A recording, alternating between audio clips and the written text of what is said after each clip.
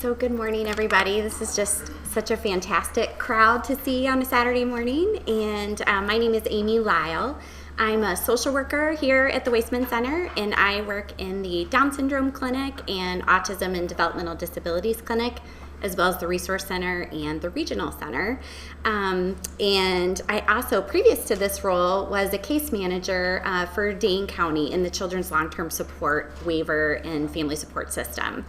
And when we were approached about doing a presentation on safety, the first person to come to my mind was Julie Hajewski, and I knew I wanted to do this talk with her because she is someone who is a true expert on safety, and I'm just really thrilled that she agreed. Good morning. As Amy said, I'm Julie Hajewski. I'm an adult nurse practitioner with UW Health. I work in our internal medicine outpatient clinic up in Beaver Dam. But that is not where my expert with safety for individuals with Down syndrome lies. That is where my expertise comes in. That's my Mikey. He is 5 years old. He is a kindergartner this year. Mikey is still primarily nonverbal, and he is inquisitive and loves to explore the world. And it's that combination of his nonverbal and inquisitive that makes safety a challenge at our house. And so over the last 5 years, we have learned and developed and come up with some pretty creative ways to keep our house and Mikey safe. And so that's kind of what we're going to talk to you about today.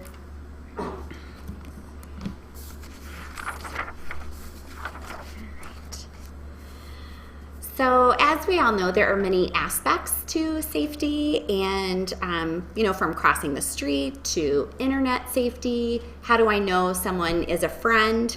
But for the purposes of today's talk, we are specifically going to be talking about wandering and risk of elopement or bolting or running away. Not running off to get married, but just running away. And as part of that, we are going to be talking about behavioral strategies, just briefly. So what are those tools that we can use and teach to support a child in learning to not wander or run away? Who else needs to know about this issue? And by this, we mean who else should we be talking to about the safety concern that we have and that you might have for your child or children that you're who are in your care. We also want to talk about identification for kids, and it's something that is seemingly obvious but goes really beyond your typical medical alert bracelet. So we would just want to talk about some other ideas for that. And we also want to talk about safety at home, so practical tools you can use to try to prevent your child from leaving the home without your knowledge, to alert you when your child is leaving or has left an area, and devices that may help you locate your child if they happen to wander off or run away. And we want to let you know that we do have a handout that's available outside of this door, right to your right as you're exiting. So we list all of the items that we're talking about today and some websites and resources so you don't feel like you have to be scrambling and writing everything down. And then lastly, we're also going to talk about safety away from home or when traveling. And so this could mean grandma's house that's 2 miles away or a Down Syndrome Association conference in the Dells. How do you keep your kiddo safe?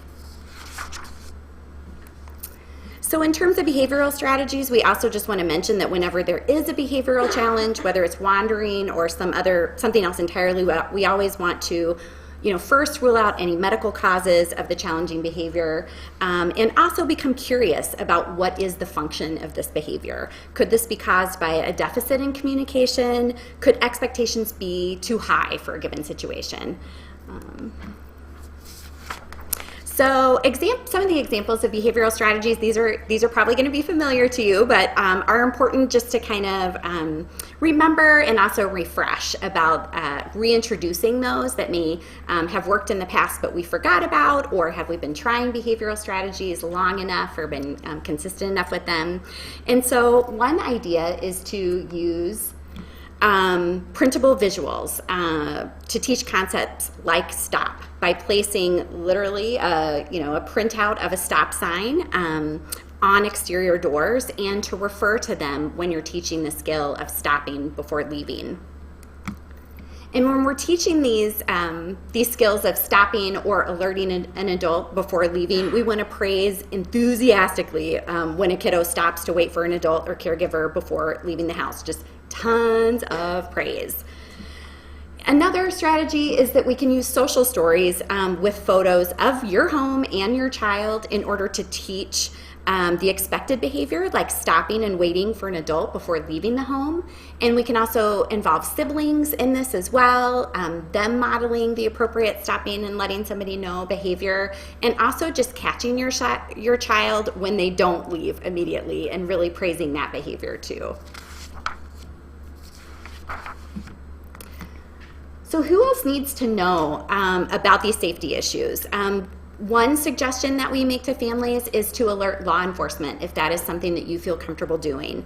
Contacting local law enforcement proactively to provide a photo of your child as well as a description of your child, your contact information in case police are called to help locate your child, or if police find your child and your child isn't able to communicate their identity.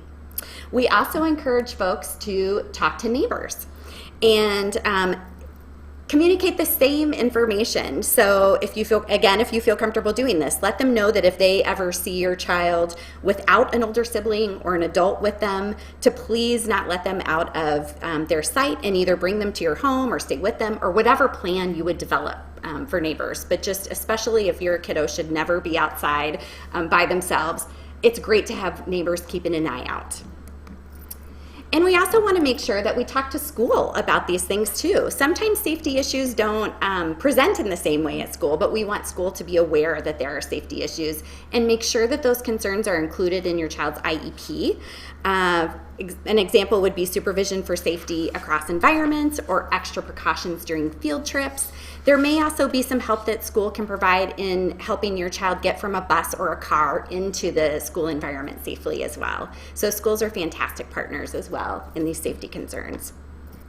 So in terms of identification for your child, there are many other types of ID bracelets available these days. There is the more traditional, medical alert bracelet, but there are also Velcro ones and also just softer plastic ones that are more tolerable.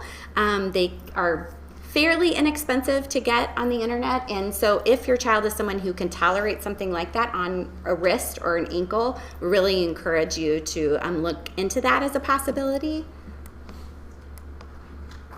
And then another possibility are shoe tags. And so, of course, the child would have to have their shoes on to be helpful, which isn't always the case. But a lot of times if that's part of your child's routine or they just have their shoes on all the time anyway, this can be sort of a fail-safe, we don't have to remember to put this on kind of item that's always on your kiddo if you're out and about.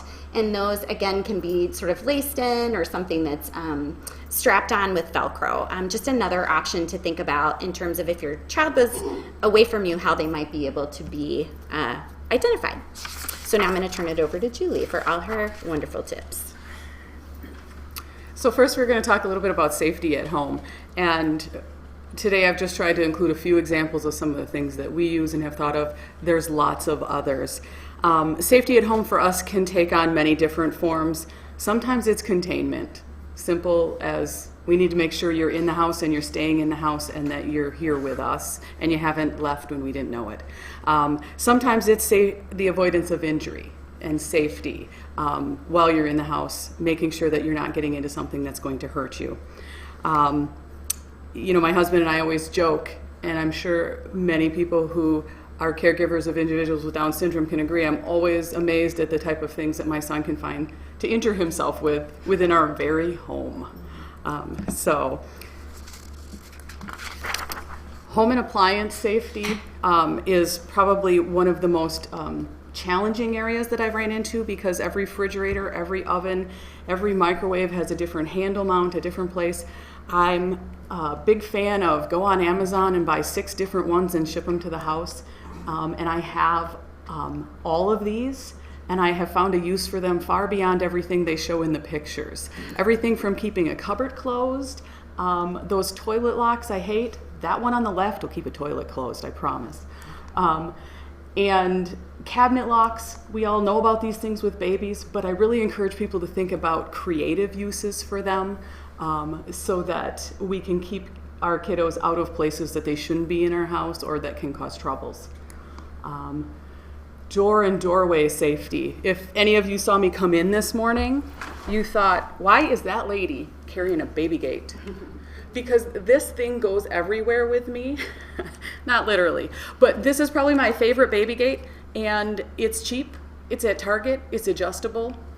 You know, can my kid climb over it and knock it out of the doorway? Absolutely, but I promise you that clatter of that gate and that cry of surprise when the gate goes down pretty much always either brings me out of bed or alerts me. This is the gate that we use in my son's door to his bedroom every night so that he is not wandering in our house while we're sleeping. So they can be a really inexpensive tool, and can really at least slow our kiddos down to give us a chance to help them make good choices. This is our back door. I literally just took a picture of our back door at home. We've got a couple of strategies at play here. See if I can get my pointer to work. At home, instead of a stop sign, we've got a picture of a little guy walking out the door with a red X across it. That is mounted on a piece of Velcro on the door frame. If you look closely here, it's a little hard to see, but this over here is a little stoplight with only the green light lit up. So my son knows that when the red man is on the door, we're not going outside. And if he wants to go outside, he'll go get the green stoplight and bring it to me. For example, if Dad leaves and next thing I know, here comes Mikey with the green light. I say, yeah, Dad went bye-bye, but we can't right now.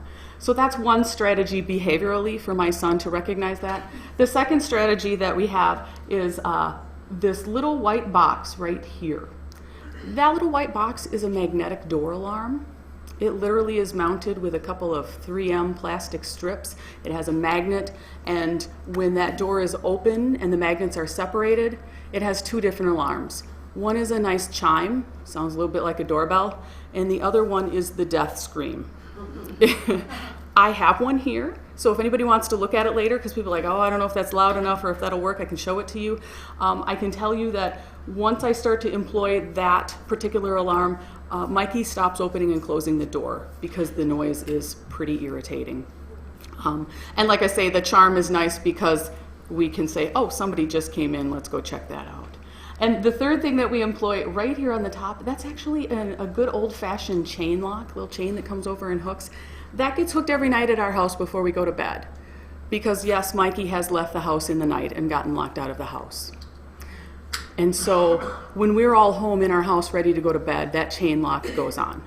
Now, of course, the reason we have the middle one is because when somebody's gone, you can't leave the chain lock on because they can't get back in. So that's when I use the alarm instead, for example, if my husband is out, so he can get back in the house. So that is our back door. Door hardware, as my husband says, this comes with a higher level of commitment. We're out of the plastic 3M strips and into screws and hardware. One of the key things that I would mention about door hardware, much as you saw on that picture of my back door, if I took a picture of all the other doors in my house, you would see that things like hook and eyes are all mounted just above my shoulder height. Is Mikey old enough now that he knows that he can drag a chair over and start working on that lock? Sure. But again, it usually buys me enough time to say, hey buddy, what are you up to? For some of our older kiddos who are, reaching adult height, becomes more challenging. But that's just a simple kind of idea that I give to parents. We also have those slide locks, we have chain locks. I don't have the first one, but I've had a lot of parents tell me that's a really great option. You see those on hotel doors. Again, I can get the door open a few inches to say, hey, go get your dad to let me in, but you can't effectively get those open.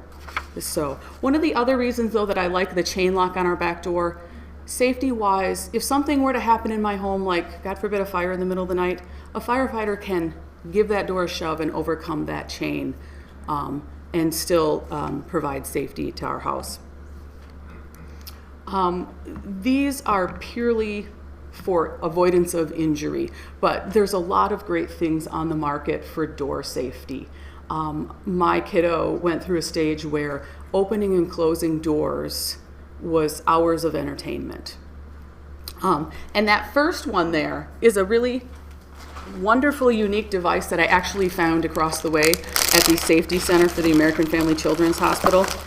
And this device has saved our sanity on so many trips, and we'll talk a little bit more about that. This little baby bends, goes under the door, let the feet down, that door won't move. So just some ideas there, and all of these are, widely available on the internet. So moving on to travel safety that I've alluded to a couple of times. Travel safety, like Amy said, this might be going to grandma's house, might be going to a conference somewhere for the weekend or a hotel for the weekend. It might be getting on an airplane and going somewhere. And what are the things that we can do to help keep our kiddos safe? My husband will tell you every summer we take a trip up north, usually rent a cabin somewhere on a lake. And so our first priority when we arrive is I survey the cabin. I've usually already looked at, flipped our slide here.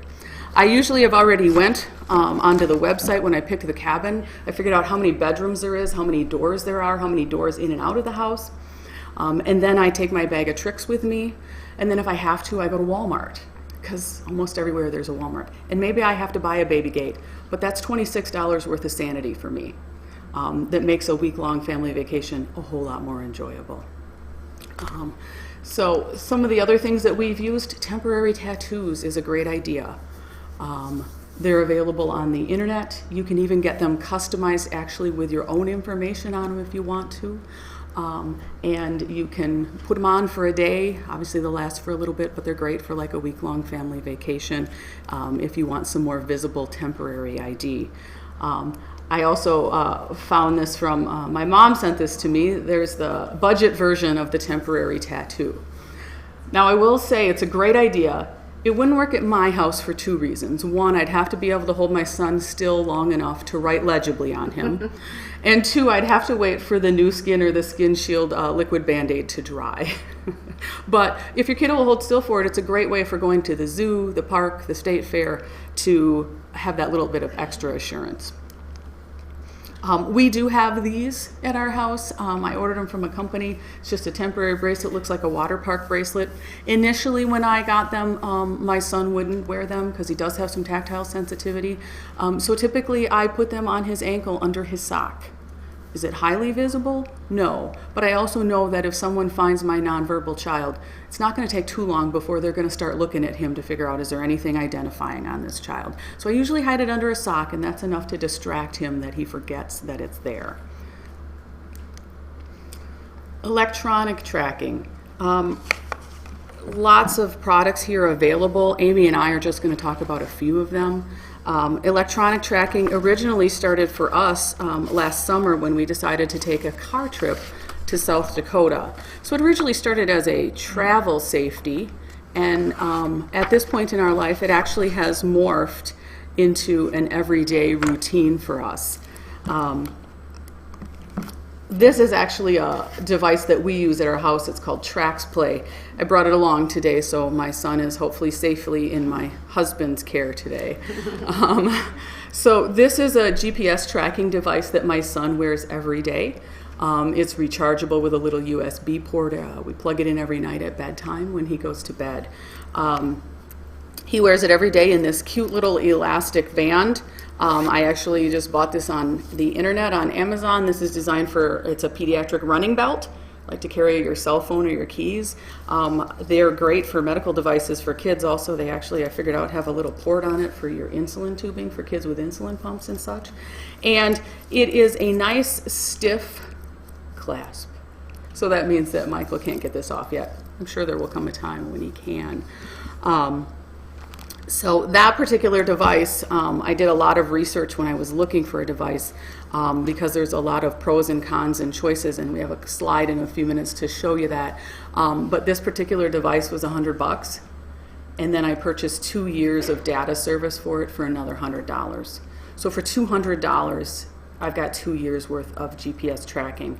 One of the great parts about this device is it links up with my cell phone, and it will send me alerts based on how I have it set. So every day I get an alert when Mikey enters his school parameter. I get an alert about the right time of day every day when Mikey leaves his school parameter with the babysitter. So I know if he hasn't left the school parameter, I need to make a phone call. It also gives me great alerts, like if he's traveling more than 31 miles per hour. So if he's in a car with someone when he shouldn't be, I'm going to get an alert that says, hey, he's going more than 31 miles an hour. I said it because, everybody speeds a little bit over the 25 in town. My husband's like, why 31? So the other really cool aspect of this particular device that we love is the app for it on a phone is free. So we have that app on Grandma's phone. All of our babysitters have it on their phone, my husband's phone, and it has an active recovery phase that uses the camera on my phone. So I literally can pop Mikey's tracker up on my phone, put it into recovery mode, and hold my camera up. And as I pan, it will tell me in what direction, how many feet or miles away from me he is, so that I can then proceed to go find him. So very cool, but there are lots of cool devices. That's another one that we looked at when we purchased the one that we did. Angel Sense is also a GPS-based system. This particular device is a little bit more expensive, but has an SOS feature, if you see that little button there. So especially for some of our older kiddos would be able to push it if they needed help and to send an alert. The other thing that's really kind of interesting about this one is it has a listen-in feature. So you literally can hit a button as a parent and you can hear what is the audio that is in the environment with your kid right now. So it could be great for some situations to know if there's something going on, or if you just want to know how is school going today. So,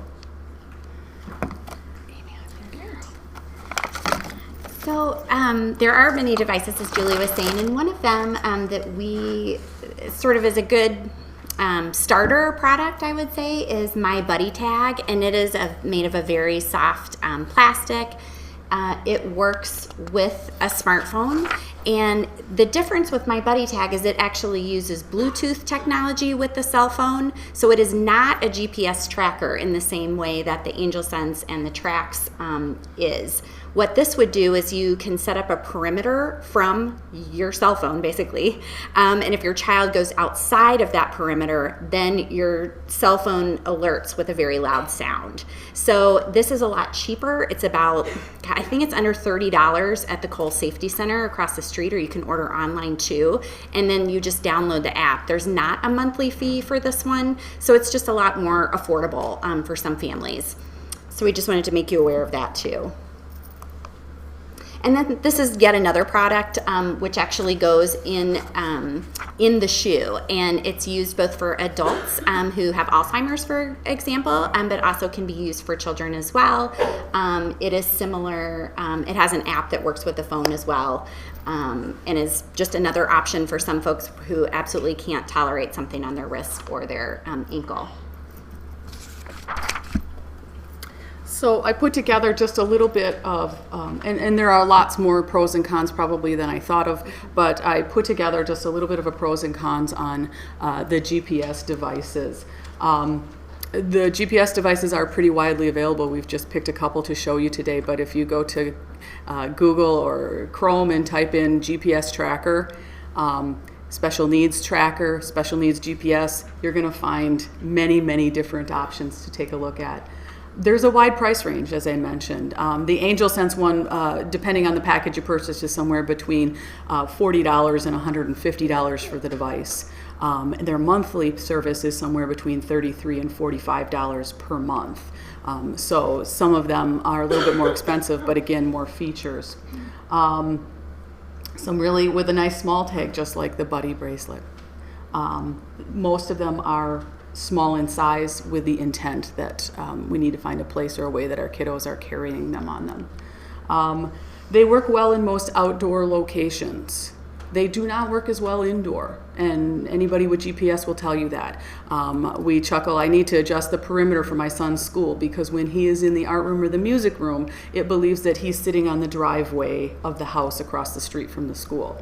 So I get alert about 8 times a day when he goes to specials, and I need to fix that. So and it's just because the inside location in the school there doesn't get a good signal. Typically are tracked with a personal cell phone. That's pretty much the widest way that most of them are used. I will say that that's one other limitation. They're rechargeable on my Pros, and the listen-in capability. So on the cons, as I said, they don't usually work well indoors. We also have figured out that they use the cell phone service to send that signal back. So sometimes it can be a challenge if you're in an area where you don't have cell phone service. So we ran into that on the trip in South Dakota that we purchased it for. When you're in the middle of the Black Hills on Needles Highway, we don't have good cell service, so we didn't have good tracking capabilities there. Most require a monthly data plan, as I mentioned, which can vary from like the one that we have for $4 a month up to about $45, $50 a month. They're not typically waterproof. Okay, so can you put them in a plastic bag and get a little more time out of them for water, like running the sprinkler? Yeah, I suppose you could, but they're not typically waterproof, so that can be a drawback.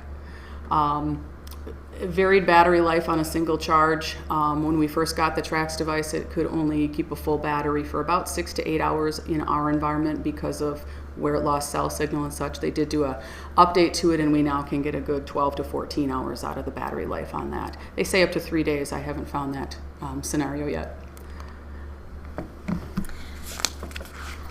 Another type of tracking technology is radio frequency tracking, and some of you may be aware of those programs. They're called Project Lifesaver is one, or Care Track is one that Dane County uses. These are primarily used by law enforcement agencies, and the technology is different. So there is a band that a child wears, so it does have to be something that they can tolerate, but there are lots of ways to make that adaptable. Some families put them over terry cloth, wristbands or something like that, so either on the wrist or the ankle. And then if your child were to go missing, you call 911, and for example here in Dane County, the Sheriff's Department would come out with telemetry equipment, so looking like big antennas, and sweep the area, and that will find your child. So it's highly accurate, but it does have that time element. So it works well where there is not good cell service for families, but then there's sort of a delay of waiting for law enforcement to arrive to start that search. And I know we're getting short on time here. We wanted to assure you that Julie and I are going to be available at the break and after to answer questions, and we would really love to talk more about safety with you all. So some of the pros are often more expensive, used with law enforcement. The batteries have to be changed extremely regularly, so like the sheriff will come out to your house to do that. But they do track well indoors and outdoors, and some offer a waterproof function as well.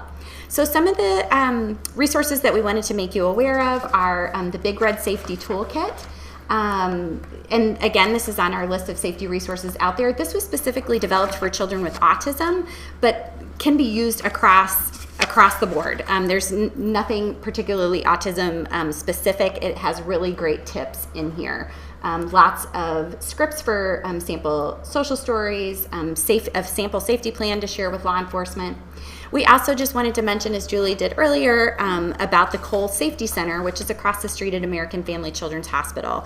They provide safety equipment, tools, consultation items at cost for families. So there is a savings in going there. We really recommend that if you're going to do that you set up an appointment ahead of time. They will do car seat consultations, and those typically last 2 hours. They are very, very thorough, but can be extremely helpful if you have a child with a different size body who might need more support than typical, or is an escapee out of the car seat. They also have strategies and tools to work with that as well. Couple of references for our work today. So that's what we have for you this morning. One of the things I did forget to mention to you when I was talking about travel safety, I also carry in my bag of tools I have down here a spray bottle of Goo Gone. All right. Because people are like, Okay, you just stuck this thing to the refrigerator in a rental property, now what? Goo gone. 3M is a wonderful company, that's all I can say, because I can scrape that, especially if it's only short term, they scrape off really easy, a little Goo Gone with paper toweling, and it's just like new. I haven't had to lose a deposit yet. So, yeah.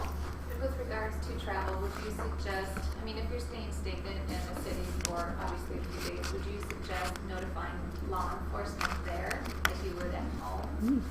That's a great question. I can tell you personally that we didn't when we were traveling, but I don't think there would be any harm in it if you were staying. I mean, I think that a simple phone call and can I send you an email with a picture just in case we would need you, probably doesn't need them to come out and meet you like they often do in your community, but I think it'd be a great idea. It wouldn't hurt a thing. Yeah. Yes? One of the things that I'm helpful caring group for families with special needs, and we had the law enforcement come in, and what they suggested as you're traveling, just take a little note card, put it to the car seat, and if your child's in the car seat, giving them some basic information. Should you be in an accident with some emergency, that gives them something to go by, like doctors, what kind of conditions don't we look out for. That's a Sure. great. That's a great idea. It's a great idea. Thank you. Okay, I think we have. I think we're done with time, but like Amy said, we are happy at the break. And like I said, if people want to come and look at some of the things that I have, ideas, please approach us. Thank you. Thank you.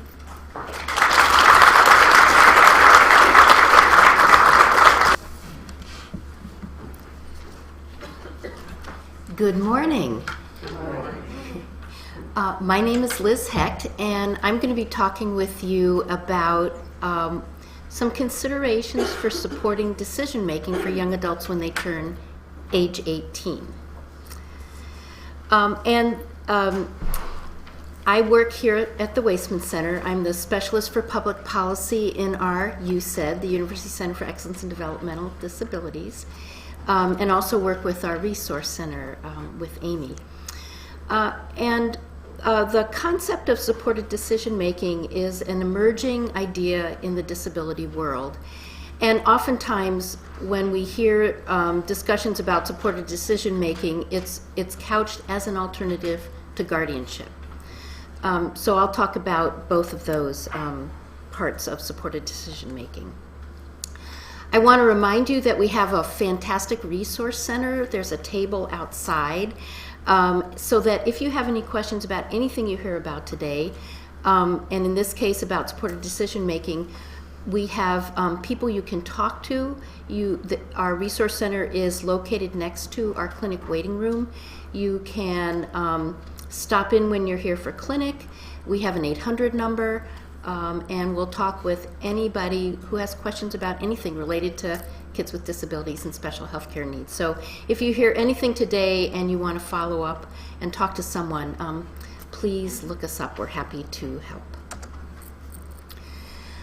So 18 is kind of a magic number for young adults. And how many people have a child or a young adult where you are going to be thinking about what happens when they turn 18? How many people?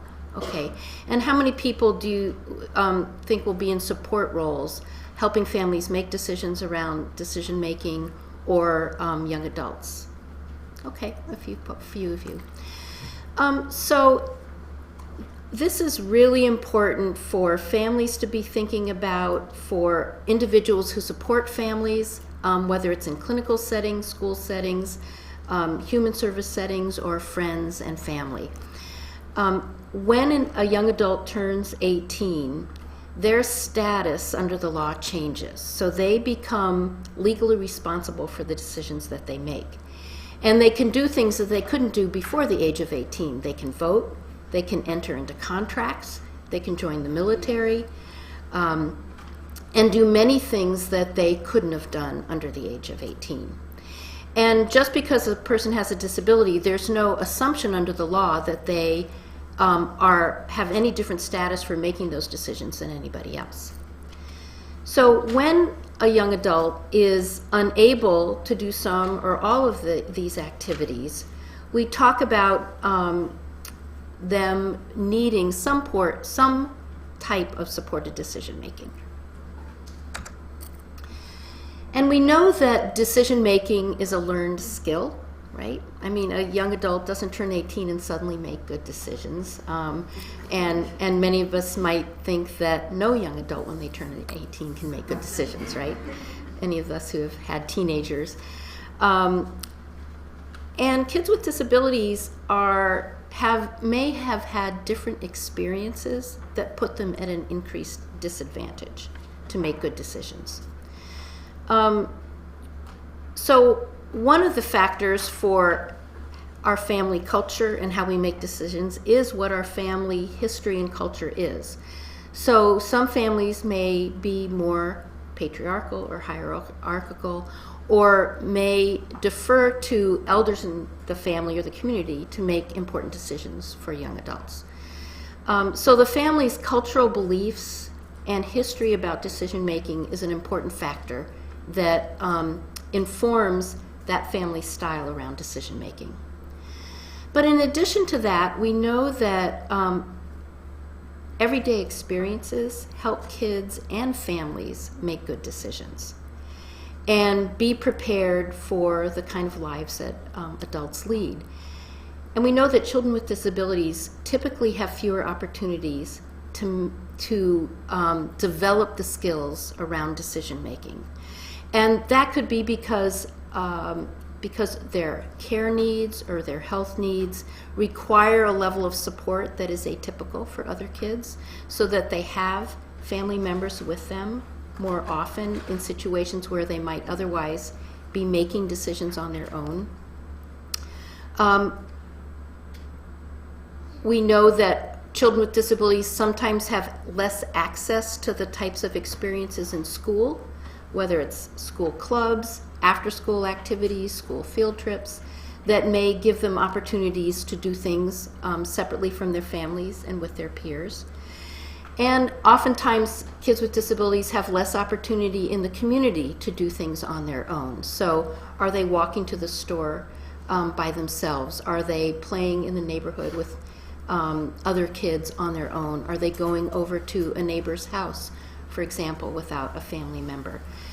And there's no value judgment about this. Our kids need a level of support that may preclude those opportunities. But it means that they are not having the same access to making mistakes and skill building that their peers might be having.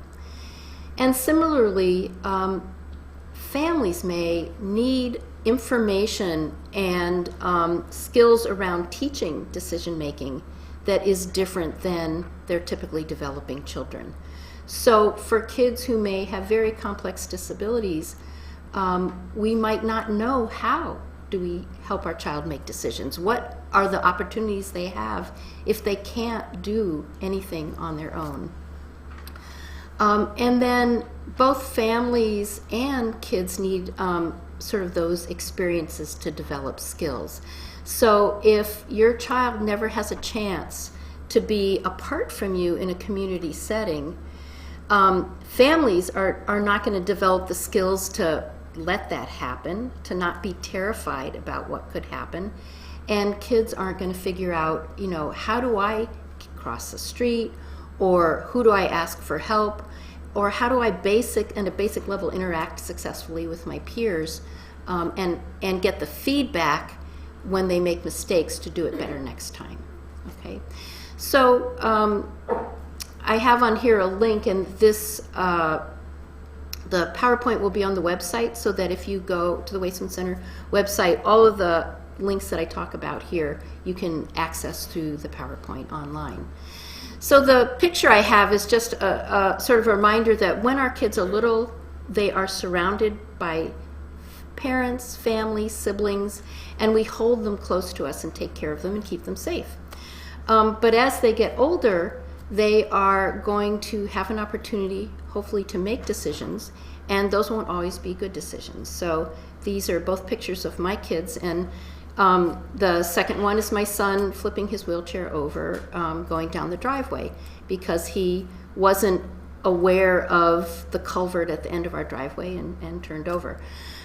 He wasn't hurt, and it helped inform his navigation in the community to pay more attention to curb cuts, more attention to culverts, and hopefully not do that on a hard concrete surface where he might really get hurt. And I would say that I was absolutely terrified when this happened. He was laughing, but it made me know that the next time he gets 10 feet away from me or 20 feet away or out of sight, that it might be okay, and that I might need to let that happen so that we can both experience what happens when he makes a bad decision. And so also around decision making, for those of you who are in the position of supporting families, whether you're an extended family member, a clinician, a professional in the community, conversations about decision making can start really early. And so, to ask families, what are you thinking about when your young adult turns 18? Has anybody talked with you about what types of supports you might want to use to support your young adult's decision making? And share information with families. I brought one resource that we have here, and there's copies on the table out in the hallway that you can pick up, called Transition Healthcare Checklist, Preparing for Adult Life. And it has a whole bunch of great resources and information to guide families in a lot of processes related to transition as they become young adults, but in particular information about supported decision making. So there are resources that you can share with families if you want to ask them, what are you thinking about? There's lots of great information to share. There are also wonderful learning experiences for families and young adults. So, for example, we have a conference in Wisconsin called Circles of Life for families who have children with disabilities. It rotates between Milwaukee, Stevens Point, and Madison. This year, it's in Stevens Point at the end of April. And it's a wonderful, wonderful place to learn. It's a 2-day conference, and families can learn about a huge range of topics that might be of interest to them. Similarly, at that conference, but other opportunities for young adults, there is something called the Wisconsin Youth Leadership Forum, where young adults can go for a week. All of them have disabilities, can be in a very safe and supportive setting, but can really explore their self-advocacy, decision-making, skills, community navigation, and be on their own for a week, like many of their typically developing peers might have an opportunity to do if they go to camp or to some other type of learning experience. The Circles of Life conference also has a separate track for young adults, so kids could be on their own there, and families could attend but not necessarily have to be together all the time. So start the conversation early, find out what's out there, think about what happens, so that when a child turns 18, we want families to be prepared for how they want to begin to approach decision-making supports. And there are a number of legal tools available, and I suspect you're familiar with most of these. So at a minimum, in a medical setting or school setting, oftentimes families are asked to sign a release of information. So for example, in order for my insurance company to bill my healthcare provider, I have to sign a release of information saying that healthcare provider can share enough information to bill my insurance company, right? So they can be, they're very common in our world and familiar to us. When a young adult turns 18, a medical provider can no longer share information with family members. I was astonished to find this out. It just hadn't occurred to me that suddenly my status as a support person to my son in healthcare settings would change. But that can be addressed either prior to turning 18 or just after turning 18 to signing a release of information. So you can talk with your young adult and say, do you want me to continue to help you when you go to your doctor's appointments? And if the answer is yes, they can sign a release in whatever way they indicate consent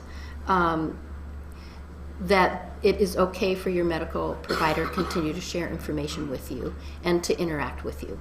So that's one level of putting in place a support for decision making called a release of information. Schools will do this as well. So if you've participated in an IEP process when a child turns 18, a school district will often ask for a release of information to continue to include the family in the IEP process. A next level of legal tools to support decision making is called powers of attorney, and you can have powers of attorney for healthcare, for finances. If any of you support elders, you may know that there's a lot of education around putting in place powers of attorney for healthcare, so that if that elder becomes unable to make decisions and or wants to communicate their decisions around end-of-life care, a power of attorney for healthcare with advance directives is a tool to do that. So, for example, when shortly after my daughter turned 18 and she went to the emergency room, the first thing they asked us was, do you have powers of attorney for healthcare? And we didn't for her. Of course, I had done it for my son, but I didn't, generalize it to my daughter, who doesn't have any disabilities. And they helped us do that while we were there. They had a social worker come, fill out the power of attorney for healthcare, and have it in place. You don't need to have an attorney to do powers of attorney. There are free forms on the Wisconsin Department of Health Services website that you can download and guide you through the process of filling them out. I know UW Hospital also has a great powers of attorney form with sort of an explanation tab that runs parallel to the form that explains what this legal jargon is like. Is this important or not? What does it mean? There's a sort of a real plain language side by side with it, which is a really nice resource. So you can do this yourself, and it says if my young adult is unable to make decisions because of a health situation or something else, they will designate someone to be that decision maker on their behalf. Okay. And then the next level of sort of legal tools and also a more involved legal process and change in rights is called guardianship. And you can have limited guardianship, which says there are some decisions this young adult can't make, and designates a guardian to make those decisions. But there are some decisions they can make. So with limited guardianship, for example, it might say they can vote, they have the right to vote, maybe to enter into contracts, but not the right to make other decisions. And then full guardianship removes all of the rights that person might have to make their own decisions and designates a guardian to do that. And guardianship is a legal process that typically involves a judge and an attorney, and there's a determination of incompetence. So it's a much more, it's a much deeper process, both in what it takes to put guardianship in place and the change in legal status and civil rights that individual has or loses in that process. So one of the reasons that in the disability world the discussion of supported decision making is becoming more and more prevalent is because the number of people, adults with disabilities under full guardianship, has tripled in the last 20 plus years. So and 90% of those guardianships are full guardianship. So I think that there are two things that are happening. One, people are becoming more aware that you might need to do something, and because we have more clarification about people's decision-making rights, for example, with HIPAA, which says, we're protecting people's health information unless you do something.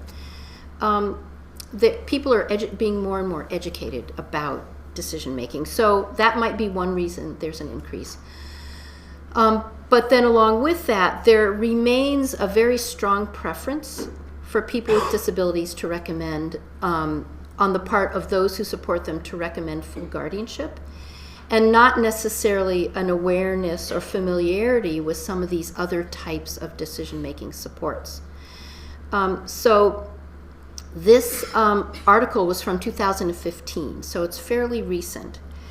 And it shows us two things. One, if you look at on the right-hand side, the blue line shows that the people that families are most likely to have frequent contact with. So, for example, school personnel, human or social service personnel, and medical personnel, over 70% are recommending guardianship as a first option. And then if you look on the left-hand side, you can see the top bar shows you how many professionals are talking about supported decision-making. And that's many less than 25%. So families are getting information from trusted professionals that steers them towards guardianship before helping to educate them or giving them information about other resources. So no wonder the number of full guardianship awards are increasing, right? Because we're trying to do the right thing, and the information we're getting is telling us the right thing is full guardianship. The other part of the study that I found interesting is who guardianship is being recommended for. And I was really surprised at the data around deafness, because I think that many of us who work in the world of intellectual and developmental disabilities might say, oh wow, deafness all by itself, that's not that big a deal. Well, of course it's a big deal, but there's so many tools out there to help reduce the impact of deafness if that is the only condition. Yet that's the group, the highest number of people who full guardianship is being recommended for. So that is interesting. And then if you look at intellectual disability, developmental delay, multiple disability, not surprisingly, traumatic brain injury, those conditions are particularly prone to have professionals recommend full guardianship in those with those types of disabilities. So there's been a real movement within the intellectual developmental disability world to kind of push back on the assumption that full guardianship is needed, and to encourage people to think about other options and whether those other options might be enough or used in combination with other types of legal strategies. And this is called supported decision making. So supported decision making is an approach to provide assistance to individuals without imposing sort of long-term loss of civil rights, personal liberties through the guardianship process. And it's an alternative through which people seek out friends, family, trusted people in their community that can help them think through decisions that they need to make, and have a structure around them to help them make good decisions. So this is an example of what supported decision making could look like. And as we think about what types of decision making tools to use, particularly for young adults, some of the questions we want to ask is, what is that person's learning trajectory? So as I said, we know many 18-year-olds don't make the best decisions, but they learn over time. So why would we assume that a young adult at the age of 18, particularly one who may have had fewer opportunities to make decisions and practice decision making, would be any better at decision making than any other young adult? But with those opportunities, when they're 20, 25, 30, might they develop skills around decision making and know how to use the supports around them to make good decisions? So some questions to ask are, how do you as an individual make decisions? And who do you ask for help? And that might be a guide to what kinds of supports might this young adult need. And also to reflect on, I bet none of us are free of having made a bad decision. And when we did make a bad decision, what did it teach us, right? And so to offer and expect that a young adult with disabilities would need some of those same opportunities.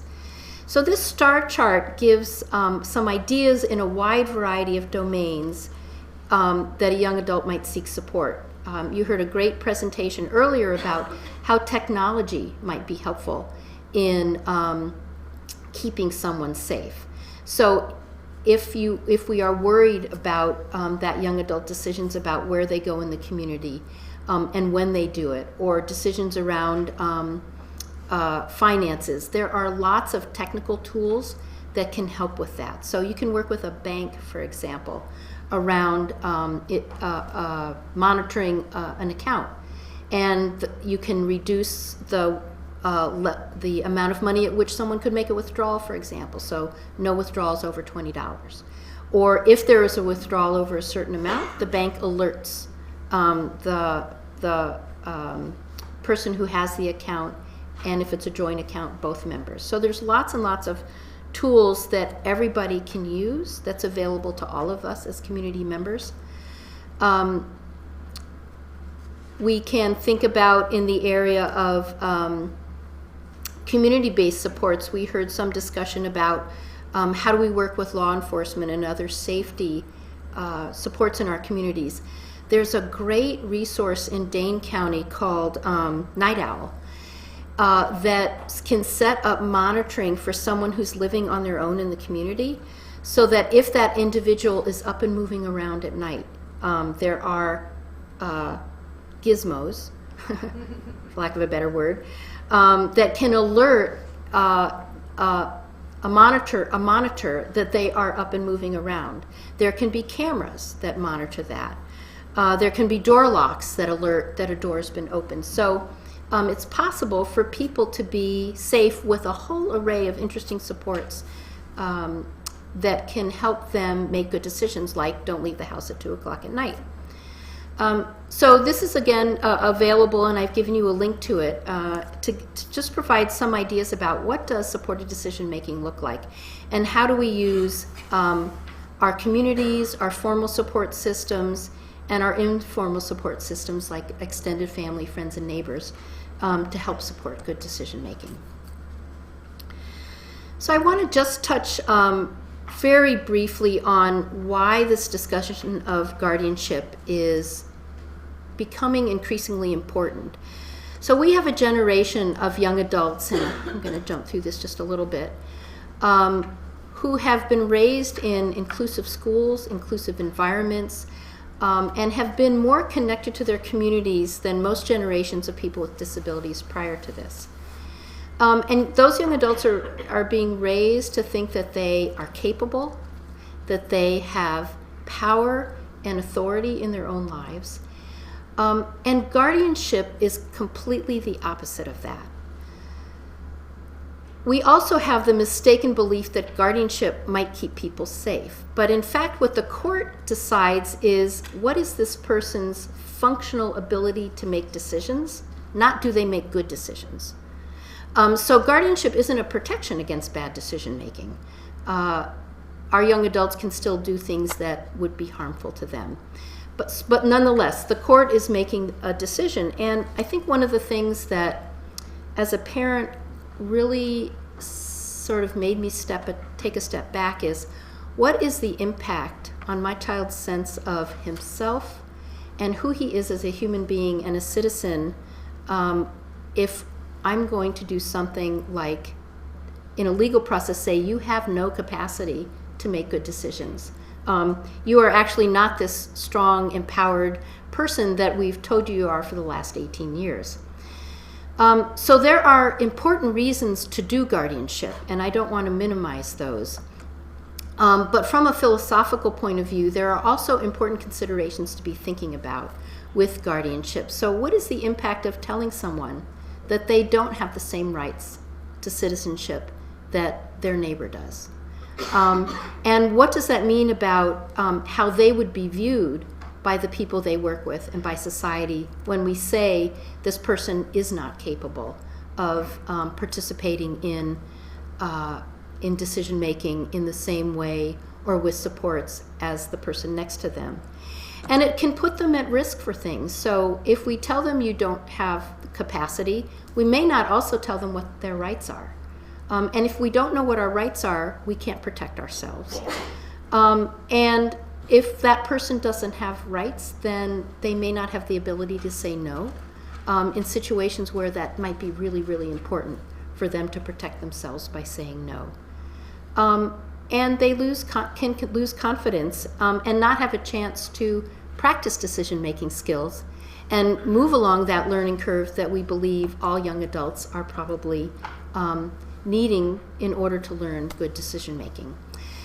So there are a variety of great resources out there. One that I'll point out in particular is the National Resource Center for Supported Decision Making. They've got a couple of great videos there and talk about some of the legal cases that really brought this concept to light. And one of them is about a young woman who had Down syndrome and wanted to choose where she lived. And her family had a different opinion about where she lived. And in fact, this sort of kick-started the whole discussion around supported decision making and the National Resource Center to really raise awareness about this issue. So with that, I will stop and encourage you to explore this on your own with additional resources included in this presentation, and probably I can take a couple of questions. Okay. Any comments or questions? Yes. When you have a power of attorney made out, do you have to share that with your local hospitals, doctors anymore, or how does that? So medical professionals typically will ask if you have a power of attorney and ask for a copy of it. And then they would keep a copy of that as part of the electronic medical record. Or at least have a note in the record that says that there is a document that exists. So after I did it the first time with my daughter, when we went back to the hospital after that, or even saw her clinician, they could access that power of attorney without my having to carry it.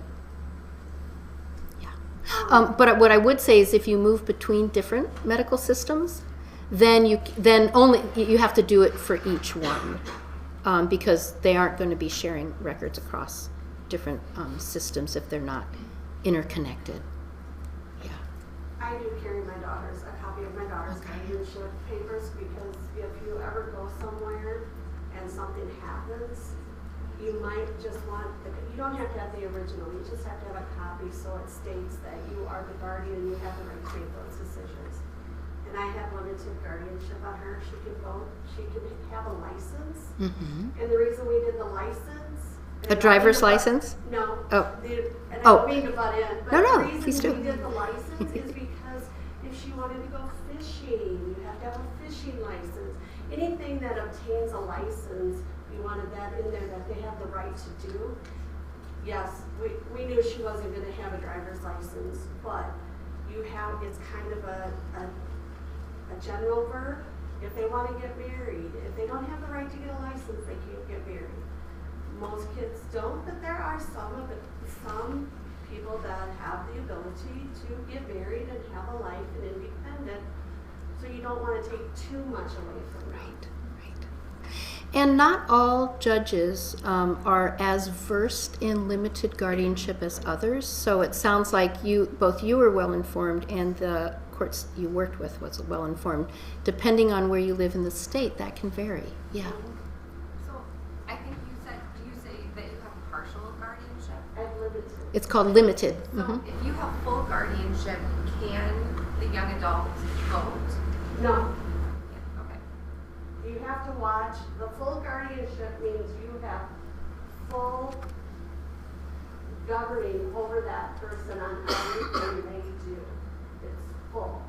It's not. The limited is what gives you, okay, they can do this, and they can do this, and they can do this.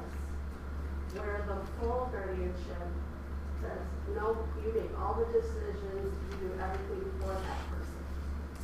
With the limited, do you have the ability to select what you want to be able to have full over? You do. Yes. Yep. Mm-hmm. Yes.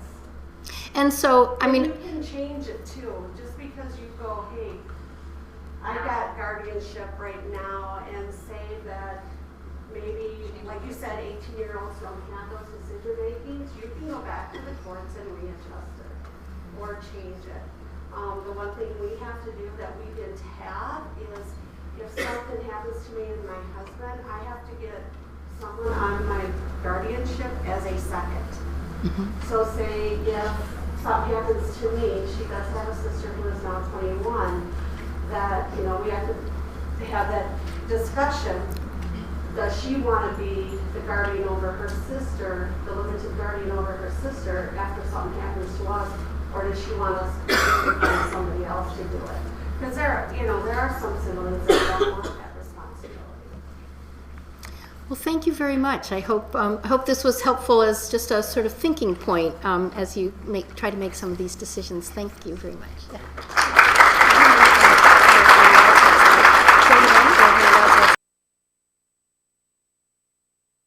I work in the Down syndrome clinic, the biochemical genetics clinic, and the feeding team clinic. So today we're going to talk a little bit about the specific nutrition issues related to Down syndrome, and hopefully I can provide some strategies to deal with those issues. So here's my outline for the talk today. So first we're going to talk about the new Down syndrome growth charts. I think understanding those in detail are really going to help you understand the underlying nutritional concerns with Down syndrome. I apologize if I get a little bit too in the weeds with it. If I lose you, just remember that individuals with Down syndrome have different growth patterns, and obesity is a growing concern as individuals with Down syndrome age. And then we'll address some more specific topics down the line.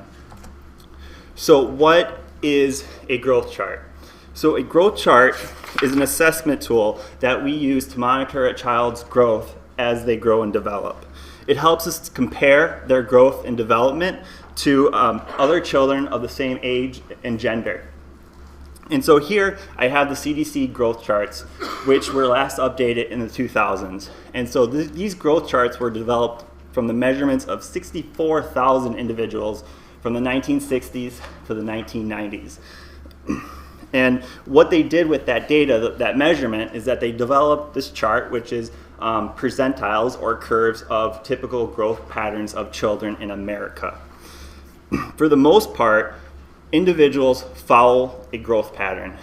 Individuals that are tall are gonna kind of follow this line.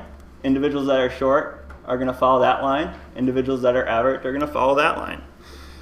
It's okay to be short as long as you're tracking on your growth curve. There's nothing wrong with being short. If you're tracking and being short, I'm happy. If you're short but you're falling on the growth curve, that's when I get alerted. So if you're doing this and then go like that. And then there's also the BMI curve, which kind of helps us show, is the weight appropriate for your height? Because obviously people that are taller are going to weigh more and people that are short are going to weigh less. So as a nutritionist, this is my very first screening tool that I look at to say, hey, do I need to dig deeper in the diet?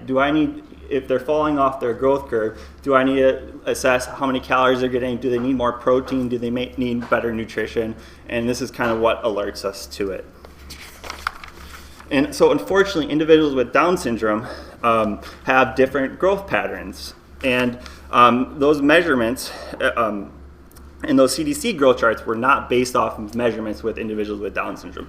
They do not reflect growth patterns for people with Down syndrome. So if we plot them on the regular CDC growth chart, we're not going to get a real good sense of how they're doing in comparison to other individuals with Down syndrome. Whoops.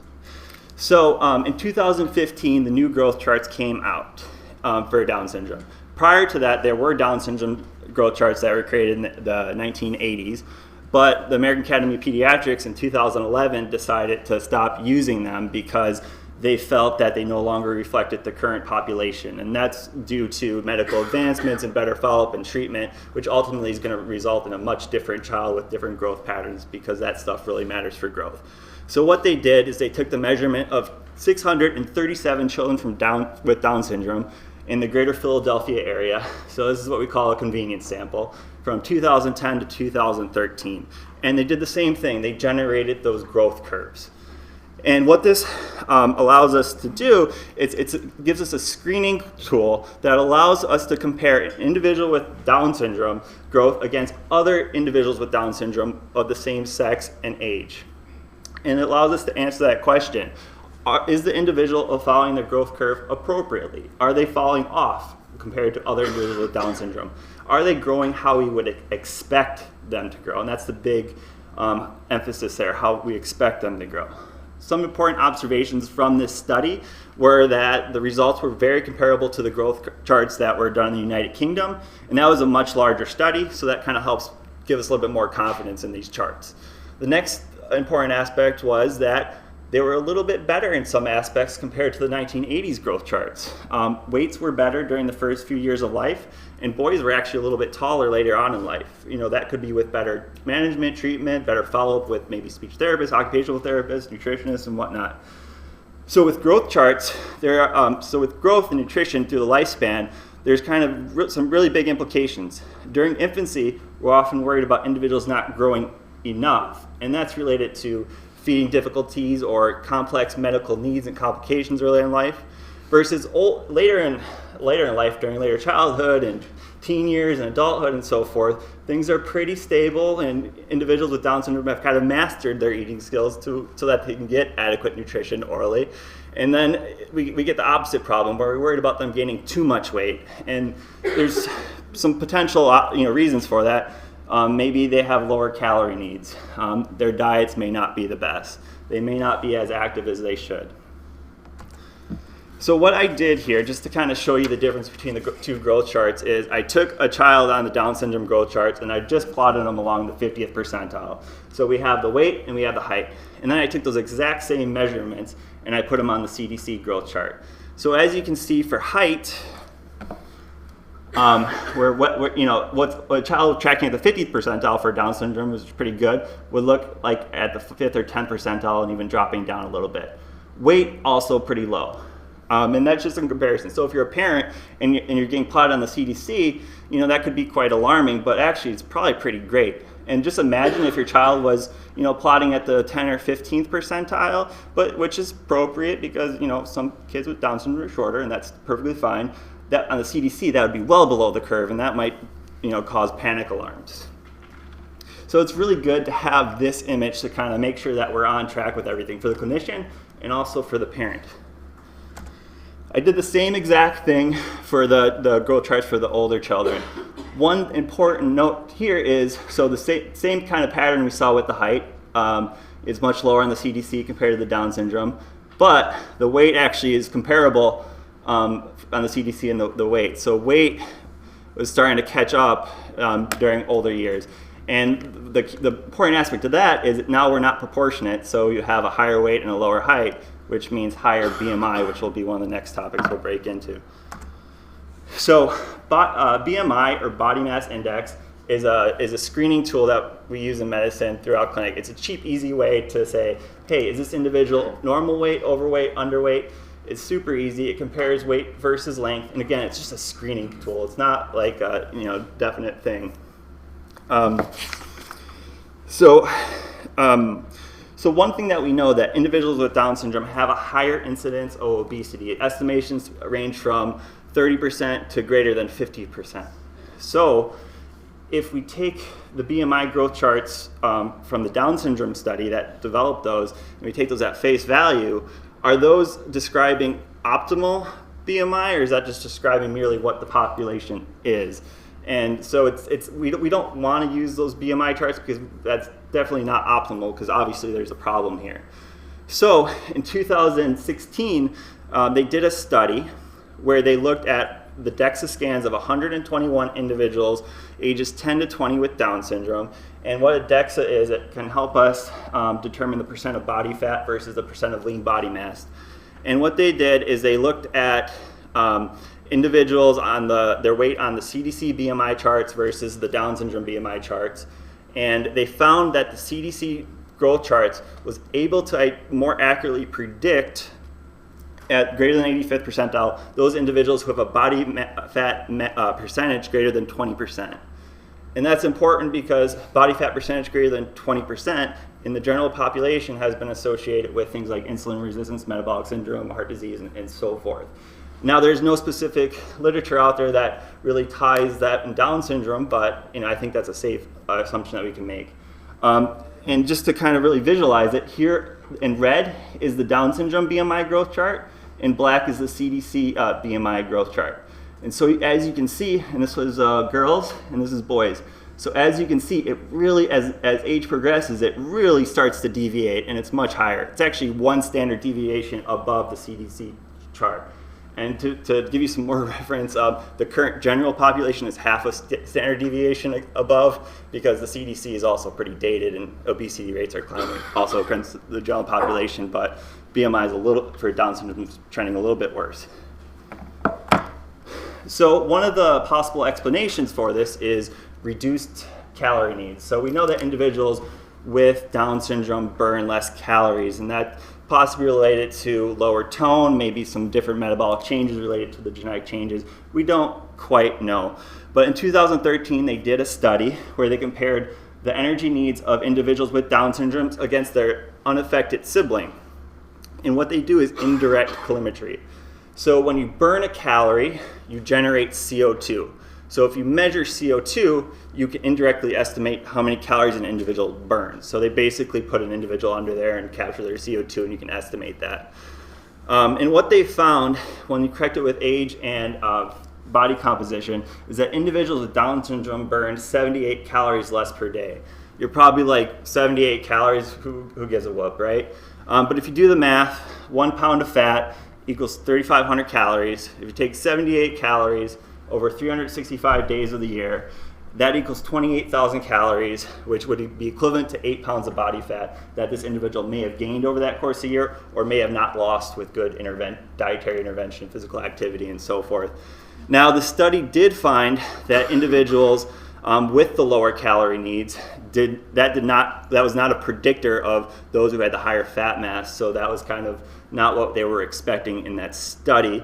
But I would argue that this is a younger population. I feel it probably gets worse past that, and it's only over a 3-year period, which also isn't a very good thing. It's a small study, and people that were really committed to the study can alter things. So it's probably not a major or main reason, but it probably does have impact. And we definitely know it's not the only reason. So there was a review of individuals, adults with intellectual disability, and correlated different behaviors with their obesity. And they found very strong correlations with obesity and soda intake, TV time, inactivity, and poor diet, like fast food and junk food and whatnot. So now we talked a little bit about the growth patterns. I want to talk a lot about the feeding challenges associated with Down syndrome. So we know that swallowing difficulties is extremely common in Down syndrome. There's anatomical differences in the area of the body that's responsible for swallowing. There's motor issues. There's sensory issues. This all impacts swallowing.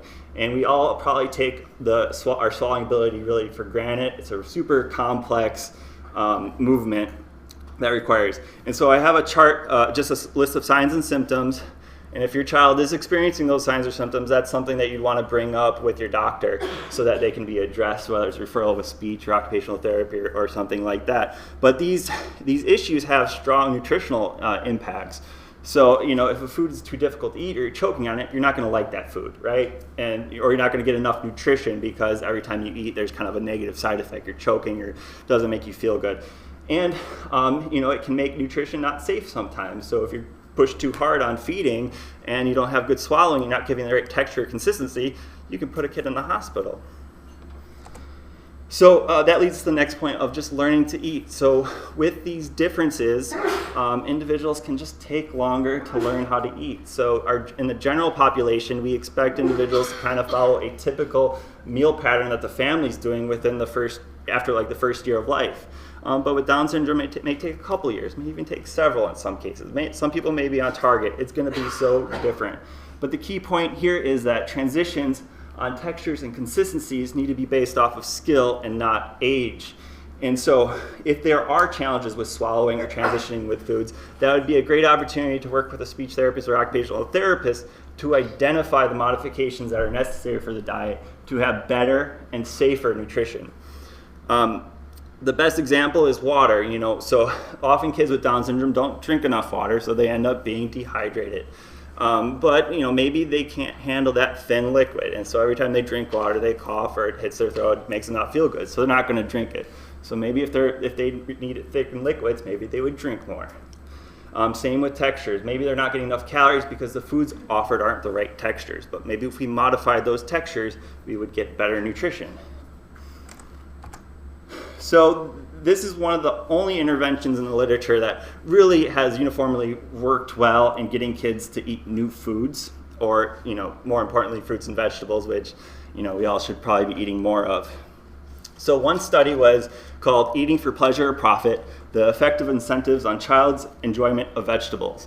So this was done in the United Kingdom in 2010.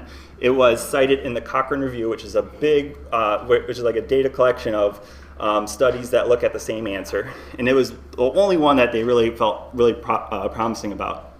So it was based off of 422 children, ages 4 to 6, and what they did is they did repeated exposures of a target vegetable, and those vegetables were carrots, bell pepper, sugar snap peas, cabbage, cucumbers, or celery, and they actually chose their fourth favorite out of that list by doing some qualitative questioning. And so over a 12-day period, every day they would they would encourage them to taste that vegetable. So let's say it was an example, bell pepper. And then so what they would do is they would assess their intake before, immediately after those 12 days, 1 month out, and 3 months out. And there's 3 different groups here. One group was a tangible reward, so they would get a sticker if they took a bite of that carrot or took a bite of that sugar snap pea. The other one was a social reward, so they would receive a lot of praise if they took a bite from that carrot or bell pepper. And so they would say things like, "Oh, brilliant!" They would say brilliant because they're British, or they would say, "That's amazing," or "You're a really good eater," so forth, and give that social praise. Then the other group they just did no reward, so they did the repeated exposure, but if they took a bite, the administrator didn't say anything or didn't give any reward. And then the other one is they didn't even do the repeated exposure, but they just did the measurements at the same intervals. And so these are the results from the study. So one is kind of a qualitative assessment of perception of the food from the child. Pre-intervention, immediately after intervention, 1 month out, and 3 months out. And then this one is actually the volume of food that they actually ate of the target food right before, immediately after, 1 month out, 3 months out. And so the top 2 lines are social praise and tangible reward. This is the no intervention group, and this is the this is the control group, and this is like the no praise or tangible reward. And so what you will notice is that praise and tangible reward were the best, and they went from thinking, "Oh, that cucumber's just okay," to "That cucumber's yummy." And then here's the volumes of how much they would eat at those intervals. And so before the target intervention, they're eating almost 2 tablespoons, not much. And again, this is average of the 420, so probably some ate none and some ate more. And then at 3 months out, they're eating up to half a cup of these target vegetables. That's an impressive amount, if you ask me, for a 4 or 6-year-old. And so that's a great study. That's one of the best studies out there for doing this sort of thing. The next study that I'm citing here is in 2014, and what it was parent-administered exposure to increased vegetable acceptance, a randomized controlled trial. So this study design was excellent, and why I have it highlighted here is it was parent-administered. All they did was mail instructions to these parents, pretty much probably just describing what I just described, and did the same thing and got pretty similar results. And what it was, it's called the Gemini study. It's a couple thousand twins in the United Kingdom. And what they would do is they would do the intervention with one twin and not do the intervention with the other. And it was interesting. Yeah. When you look at the receptiveness of it based on the rewards, you notice it's kind of the same to begin with, and then the lines split just a tad when you get either the praise or some sort of a physical reward. Which is the highest? The external reward, the sticker, was the highest. Yeah, and so you see some improvement in the other groups, but it could be just actually the being the administrator being there and the exposures from there. I was just curious if which one works better to begin with. And it sounds like Tangible, but both work. I mean, it's not too far off. They didn't look at it, but they did mention in the study to avoid food-based rewards. And what they were citing in other articles that if you, let's say, use an M&M or a Hershey Kiss, is that the child will have increased preference for that reward, and then you're going to get hooked on that, and then you're in trouble, right? So these are two. There's several other studies like this, but those were the two I picked out. Now you're asking me, like, how do I execute these exposures when the kid sits at the table, arms crossed, and just doesn't want to put it in the mouth? Here's some of the strategies that we often enforce in clinic. So we really preach meal structure and consistency. Kids with generally respond pretty well to structure and consistency, especially kids with developmental disability. Having the set times for meals and set expectations really matters. And so we talk about 3 meals with 2 or 3 snacks. And these should be 2 or 3 hours apart with time limits, and only offer water in between these meals and snacks. No grazing, so no sipping on a cup of milk in between the meals, no baggie of goldfish or whatnot. So we want kids to understand the cycles of hunger and fullness throughout the day and really be able to respond to those, because if you don't respond to those, you're not going to know how to eat when you're older, and honestly a lot of us have that issue. And the next aspect is if you're drinking milk in between meals, well, you're not gonna be hungry for that meal, and so maybe you just might eat the preferred food like the mac and cheese, but you're gonna leave the peas alone. So you really want good appetites so that they're more apt to want to go for it, to get that nibble, that bite, because again, just every time is one exposure on our path to victory. And then the next aspect is, if they know they're going to get a sandwich or a glass of milk after the meal, if they don't eat well, they have no incentive to eat. They need to understand that they're going to be hungry for 2-3 hours if they're not going to eat. And so you don't want that reward, and they'll be fine. We're not worried about them starving or wasting away. They'll make it up. And then the next aspect is division of roles. So it's the responsibility for the parent to decide what, when, and where. And so what means, a couple options, and try to do either or. So do you want carrots or do you want peas with your dinner, not being a short order cook and doing nothing but preferred foods. And then, like we talked about, set meal times and at the table. And then the child's decision is, how much am I going to eat? They have to live with those consequences of going hungry for the next 2 or 3 hours. And then the next point is developmentally appropriate food. So if you're trying to do a new food, it needs to be a texture that they can handle. If you do a texture that's too advanced, like trying to do raw broccoli, that's never going to happen. So you need to really work on that. And then role modeling is super important. So there's this cool study that was done in Ireland. It was the food dudes versus the junk punks.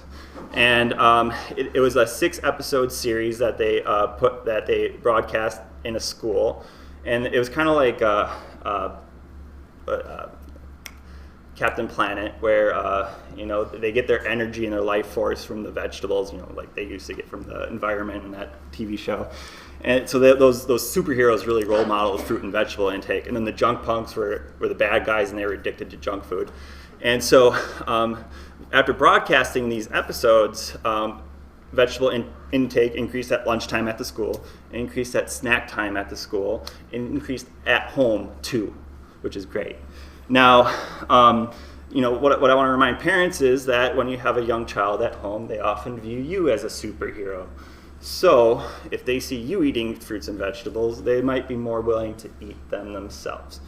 And often what we hear in clinic is, they don't eat fruits or vegetables, and then we often ask, like, what kind of vegetables and fruit do you eat? And sometimes that might be limited, and that could be part of the cause there. Make meals very social and positive. Kids love being at the meal, love sitting with their siblings and mom and dad and talking about things. I know it's tough to do family meals, but try to do it as much as you can, and have mealtime be very positive so that they associate that positiveness with food. Decrease the distractions. I know it's very tempting to put a kid in front of a TV or iPad so that they will eat, but they're not going to be able to connect the food with satiety or the taste or the texture, and that relationship is not appropriate. And again, they're fine. They're not going to waste away. It's okay if they're hungry. That's their consequence. Remember, their responsibility is how much. Don't force foods. That's regressive. It's just going to make them backpedal. Be a cheerleader when they try foods. It's a big deal if they take a lick or a nibble. That's one step. And then there's the concept we call food chaining, where the new food is something that's very similar to something they already accept. So here's a food chain where they like French fries. Who doesn't like French fries? Then you move to sweet potatoes. So you have a similar shape and concept. And then the next one is roasted sweet potatoes. So you just have a different shape, a pretty similar texture and taste. And then the next one is butternut squash, so same color, shape, and texture, but a different taste. And the next one's zucchini, which is a kind of a butternut squash. They're both zucchini, and I don't know, that might be a reach, but you can try it. So the next important thing I want to talk about is meal patterns, because that's really what I think works. I don't think diets work. So this is what I learned in school. And so if you look at this, you need 6 or 11 servings of carbs a day. So I'll eat 3 slices of bread, a bowl of cereal, and that puts me at 4. And then I'll have a big bowl of pasta. Maybe I'll be like 6 or 8. That's ridiculous. That's not appropriate. I don't like that. And we obviously moved past that. And we went to this, which I don't really have a comment on. That's kind of too abstract for me. But what I think they did next worked really well. Oh, no, that's not right. No, that's not it either. I don't know what happened here. But here it is. It's Choose My Plate. I really like this because it's the KISS method. Keep it simple, silly. It's really visual. It's really quantitative. A fourth of your plate needs to be fruit, or a fourth of your meal needs to be vegetables. It's that simple. It has all the food groups. And it teaches balance and variety. A good diet has balance and variety, because if you have a good mixture of fruits and vegetables, because you're doing those exposures, those are going to be lower calorie, high fiber foods, which is going to help with weight in the long term. Versus if you have a brown diet where you're eating nothing but grains, that's going to be a high calorie diet with low fiber, and that's not good. And then you have a dairy with each meal. You're going to get your 3 servings of dairy, so you get enough calcium and so forth. It's not that hard to do. There's just some basic pictures. Google it, you'll find a lot of other ideals. As you expand the selection of food with the repeated exposure, you'll have more things to fill in those boxes. Yep. Where does potato fit in there? Grains. Grains are starches, so yeah, I don't let that fly as a vegetable. So these are just my tips for food preparation, because I'm kind of a lazy guy sometimes. So you go to the grocery store, you buy a bunch of fruits and vegetables, cut up everything when you get home, and then that way, when you actually want to use it, you don't have to it's one less step to do it. So, cut up watermelon, get a watermelon, cut it all up. You're going to use onion and carrots in some of your meals, so cut those all up and put them in, Tupperware containers. Whenever you make a nice fancy recipe, like a nice soup or a chili or a sauce or homemade meatballs, make extra and freeze some, so that next week when you have a crazy schedule, you have soccer practice and other things to do, you can easily just pull that meal from the freezer and just reheat it, and that's a better option than doing a TV dinner or going fast food. My favorite way of cooking is roasting vegetables. Those look beautiful. You do not need to be a cook to do that. You just throw it in the oven on a cookie sheet, 425, 20 to 40 minutes. It gets really soft and has a nice crunchy texture to it, and that makes food more appealing, and it's great. So that's just my preference. And I'm cool with fresh, frozen, or canned. I don't really care. If you're going to do canned fruit, choose 100% juice, drain the juice. Canned fruit's pretty great since it's a good texture and it's easy. So it's one less step to do that vegetable. I'd rather do canned fruit than chips or crackers, right? And then canned vegetables, I'm fine with that too. Great texture. Drain the juice and rinse it over the sink. That'll wash off all the sodium, or most of the sodium. And the vegetables high in potassium, which balances with the sodium, so I'm not worried about that at all. And then frozen actually has some of the best nutritional content because it's picked at prime time versus your fresh stuff is picked way too early so that it's good when it arrives to the grocery store. Here's just some quick hitters. So don't drink your calories except for low-fat dairy because that protein's good and the calcium's good. So a glass of orange juice is 120 calories. 2 oranges is 120 calories. Now, if you drink a glass of orange juice, you're ready to eat pancakes, bacon, and sausage. You eat 2 oranges, you might be just done for breakfast, right? And the oranges have fiber. It has like 6 or 7 grams of fiber, which is going to help you poop and keep you full. And again, my plate equals variety equals complete nutrition. It's that simple. Don't count servings, don't count calories. Just have a healthy meal structure with variety. It doesn't need to be more complex than that. And then protein and fiber help with satiety. So if you have that my plate thing, you're going to have those incorporated with every meal, and that's going to help keep you full. So that you're not munching in between. And then just the basic facts of how things work. We're designed to like sugar, fat, and salt. Our ancestors didn't have salt mines, and so if we found a salt source, we went crazy. It's called salt hedonism. It's an actual term. We can't control ourselves. And same with fat and sugar. Those are calorie-dense sources, and our ancestors did not have good access to calories. They didn't have supermarkets. So our brain is triggered to go crazy. We release dopamine when we eat sugar, and that's what makes us happy. And so my recommendation is just keep it out of the house because you don't want to set yourself up for a situation where you're like, I don't want to eat those chips, but they're in the cupboard just a few steps away. And then moderation is key. Don't absolutely avoid these foods, but having them once a week or eating out at Culver's once a month. That's figure out the right balance. But abstaining isn't worth it. Supplements don't replace food. At best, they're an insurance policy to make sure you're not having overt deficiencies, but vitamin or supplement's not going to maximize your health. It's not going to cause all these magical things. There's good research to show fruits and vegetables reduces risk for cancer. There's not really good research behind any supplement. And actually some trials with like massive doses of vitamin E or C actually were associated with increased risk for cancer. So with my opinion on supplements is first, do no harm. So if you're taking something that you bought off the internet, let the doctor know so that they can at least take a look. Obviously there's times and points where you need to do supplements, but that should be under the guidance of a physician and monitoring labs. Here's just a random kids activity pyramid. I like visual stuff that I found online.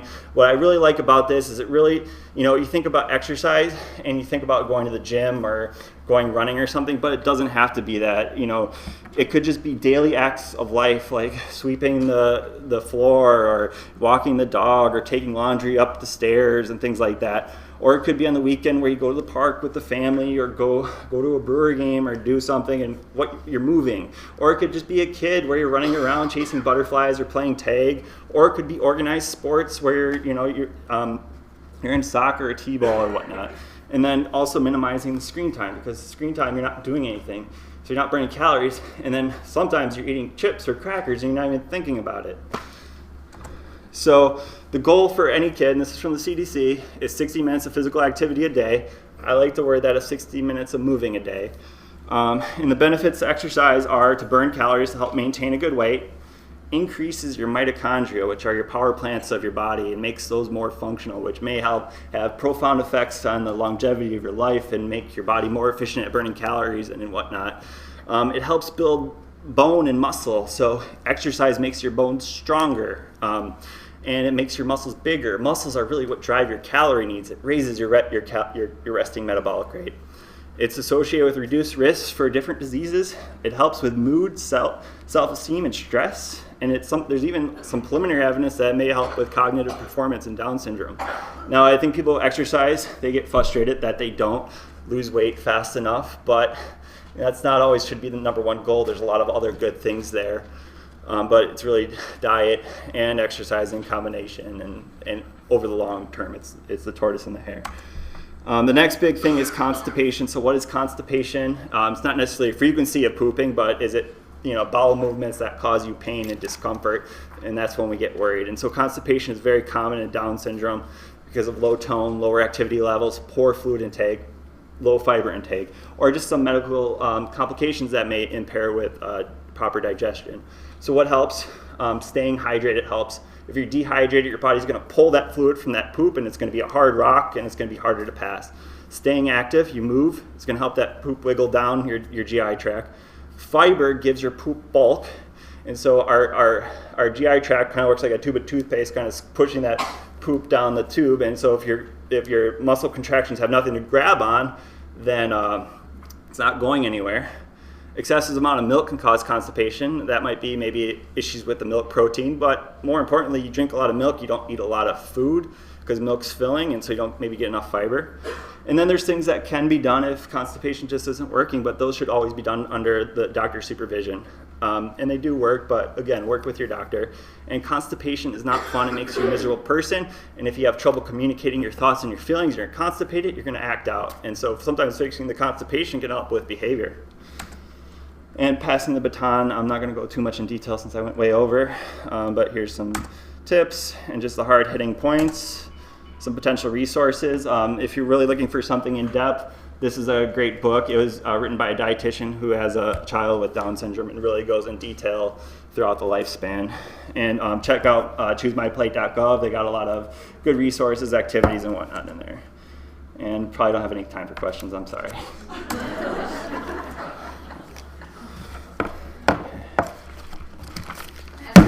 Yeah.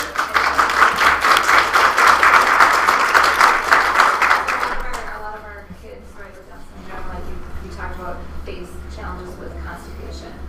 Do you feel there's a connection to constipation and lack of absorption, therefore affecting growth? I mean, we're really worried about diarrhea and malabsorption. If you're constipated, you're going to have pressure on your stomach, which can affect with appetite. I don't think it has impact with absorption or anything, but it can totally make kids not hungry if they're really impacted. And so it's important to have that good appetite so that they can have the good nutrition. But if they're having watery liquid stools or greasy stools, then I'm worried about malabsorption. And I don't think malabsorption is a necessarily big issue. So what do you think of alternatives to grain like buckwheat and quinoa? Yeah, those are great. Whole Yeah, those are whole grains. So. flours? Yeah, and that comes the grain part. So whatever you guys like, whatever you guys have at the house, and I encourage really for children with Down syndrome to eat what the family's eating. But quinoa is a great source of fiber and B vitamins and things like that. Yep. Okay, hi there. I'm really pleased to be here. Dr. Maria Stanley invited me back. I did retire in December, but I'm really pleased to share this information that I've worked on for the whole 31 years that I've worked at the Weissman Center. And it was truly a privilege to be a part of the Weissman Center, and just watching the presentations today, it just reinforces what a great place it is. So what I want to share today is information about puberty and Down syndrome, specifically related, which is a part of sexuality kind of information. And what I wanted to share with you is that this really information is based on my experiences with families with people with disabilities and my colleagues over the last several years. Major points of the session. Puberty is a time of great changes for all adolescents, including individuals with Down syndrome. What's the impact for the individual with Down syndrome and the family? And other presenters were asking to raise hands about things, and I was thinking, what could I have you raise your hand about? And then I thought, well, we've all gone through puberty, so that would definitely be something you could raise your hands for. Comprehensive sexuality needs to be addressed for adolescents with Down syndrome using an individualized approach, and I'm going to share what I mean by comprehensive sexuality. Due to the potential complexity of these issues, address the issues together as a team, individual, family, and support providers. And I want to emphasize the word complexity, because clearly over the years that I've worked in this area, the sexuality is it's complex, and that just describes it. So if it's hard to figure out, or if it's challenging, or it brings up a lot of issues for you, that's the way it is, and it is a complex kind of an issue. There are resources available. I'm going to share some information about that. So as we all know, puberty is a time of significant changes. There's physical changes, growth, secondary sex characteristics, hormones. There's developmental and psychological things going on, increased self-awareness, sensitivity to the body, individuation from parents, importance of peers, emotional behavioral kinds of things, desire for more independence and privacy. And the things that I've been, the scientists and physicians and psychologists who've been doing imaging over the last several years have figured out that during adolescence there is lots of brain shifting. The brain is actually shifting in terms of where the cells are going and the neurons. So when we see all these significant changes happening in an individual with an adolescent, there really are changes going on in their brain. And there's a reason, there's a physiological reason that we see the kind of behavior, we see the kind of changes that are going on. So that should lead to empathy for us, because there really are these changes going on. So puberty, the impact on the person with Down syndrome and the family. Individuals with Down syndrome and their families are more alike than different than other youth and families. Puberty occurs at the same time and with the same changes as typically developing youth. Sexuality is an important part of total life experiences for all human beings, and that should be beings, and as well for people with Down syndrome, often linked to the need for sharing close, caring, and emotional intimacy with others. There are, though, specific issues that I've encountered that need to be addressed. So common issues that I've encountered focus on body changes, and this can be a reevaluation of sexuality education that hopefully we start with our young children when we're teaching them just naturally in the bath, what are their body parts, what's private and public, those kinds of building block approaches. But during puberty, there's some really dramatic changes happening. An example of what always comes to mind is I was doing a presentation, and a mother of a boy with Down syndrome told me that as he went into puberty, she noticed that he had been shaving his pubic hair, and she said to him, "So why are you shaving your pubic hair?" And he said, "Well, there's hair, so you shave it." And what that said to me is that we need to be sure that we're helping individuals understand their body changes and what's normal, what happens, what we do with it, how to groom it, etc. So the focus on, and that's a thing that's pretty obvious that people notice. Hygiene and grooming.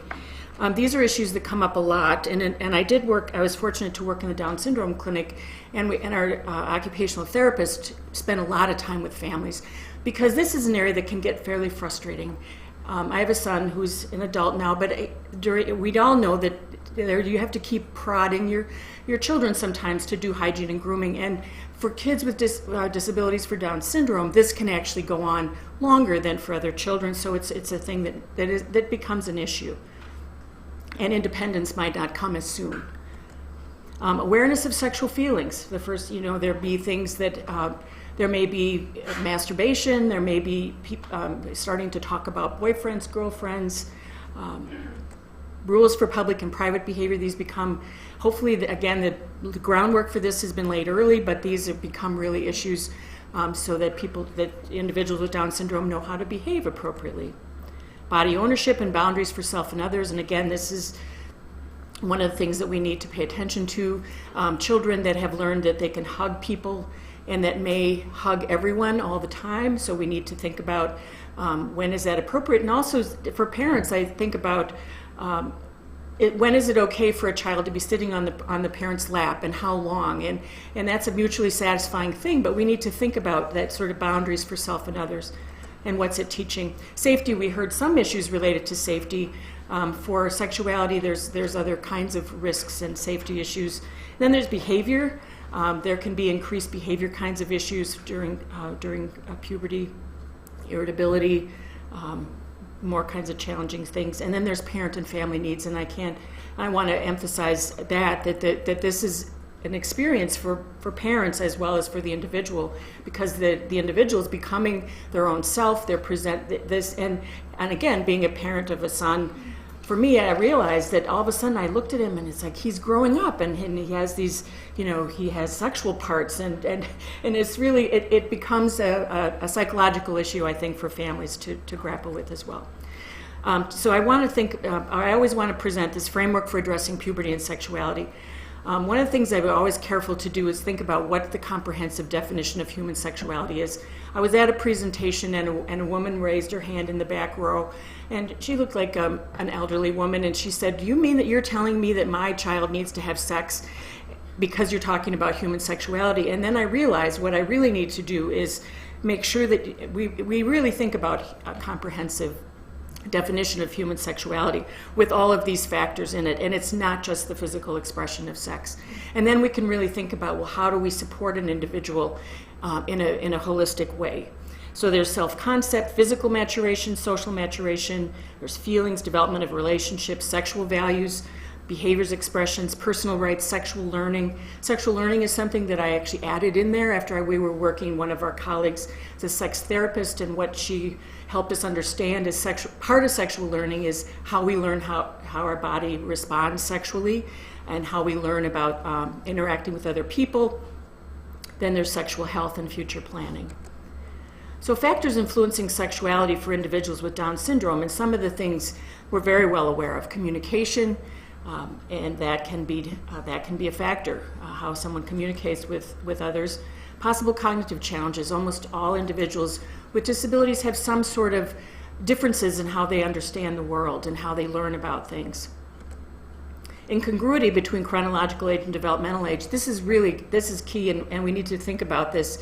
That we may, and early on when I was working in the clinics, I met a man who was 16, and he was pretty tall, and taller than I was, and he was fully physically developed, and I was talking with he and his family, and what I realized, and this just hits me because it was one of the first things one of the first people that I met, that he really was functioning more like maybe a 2 or 3-year-old in terms of his understanding of the world, but he was fully physically developed.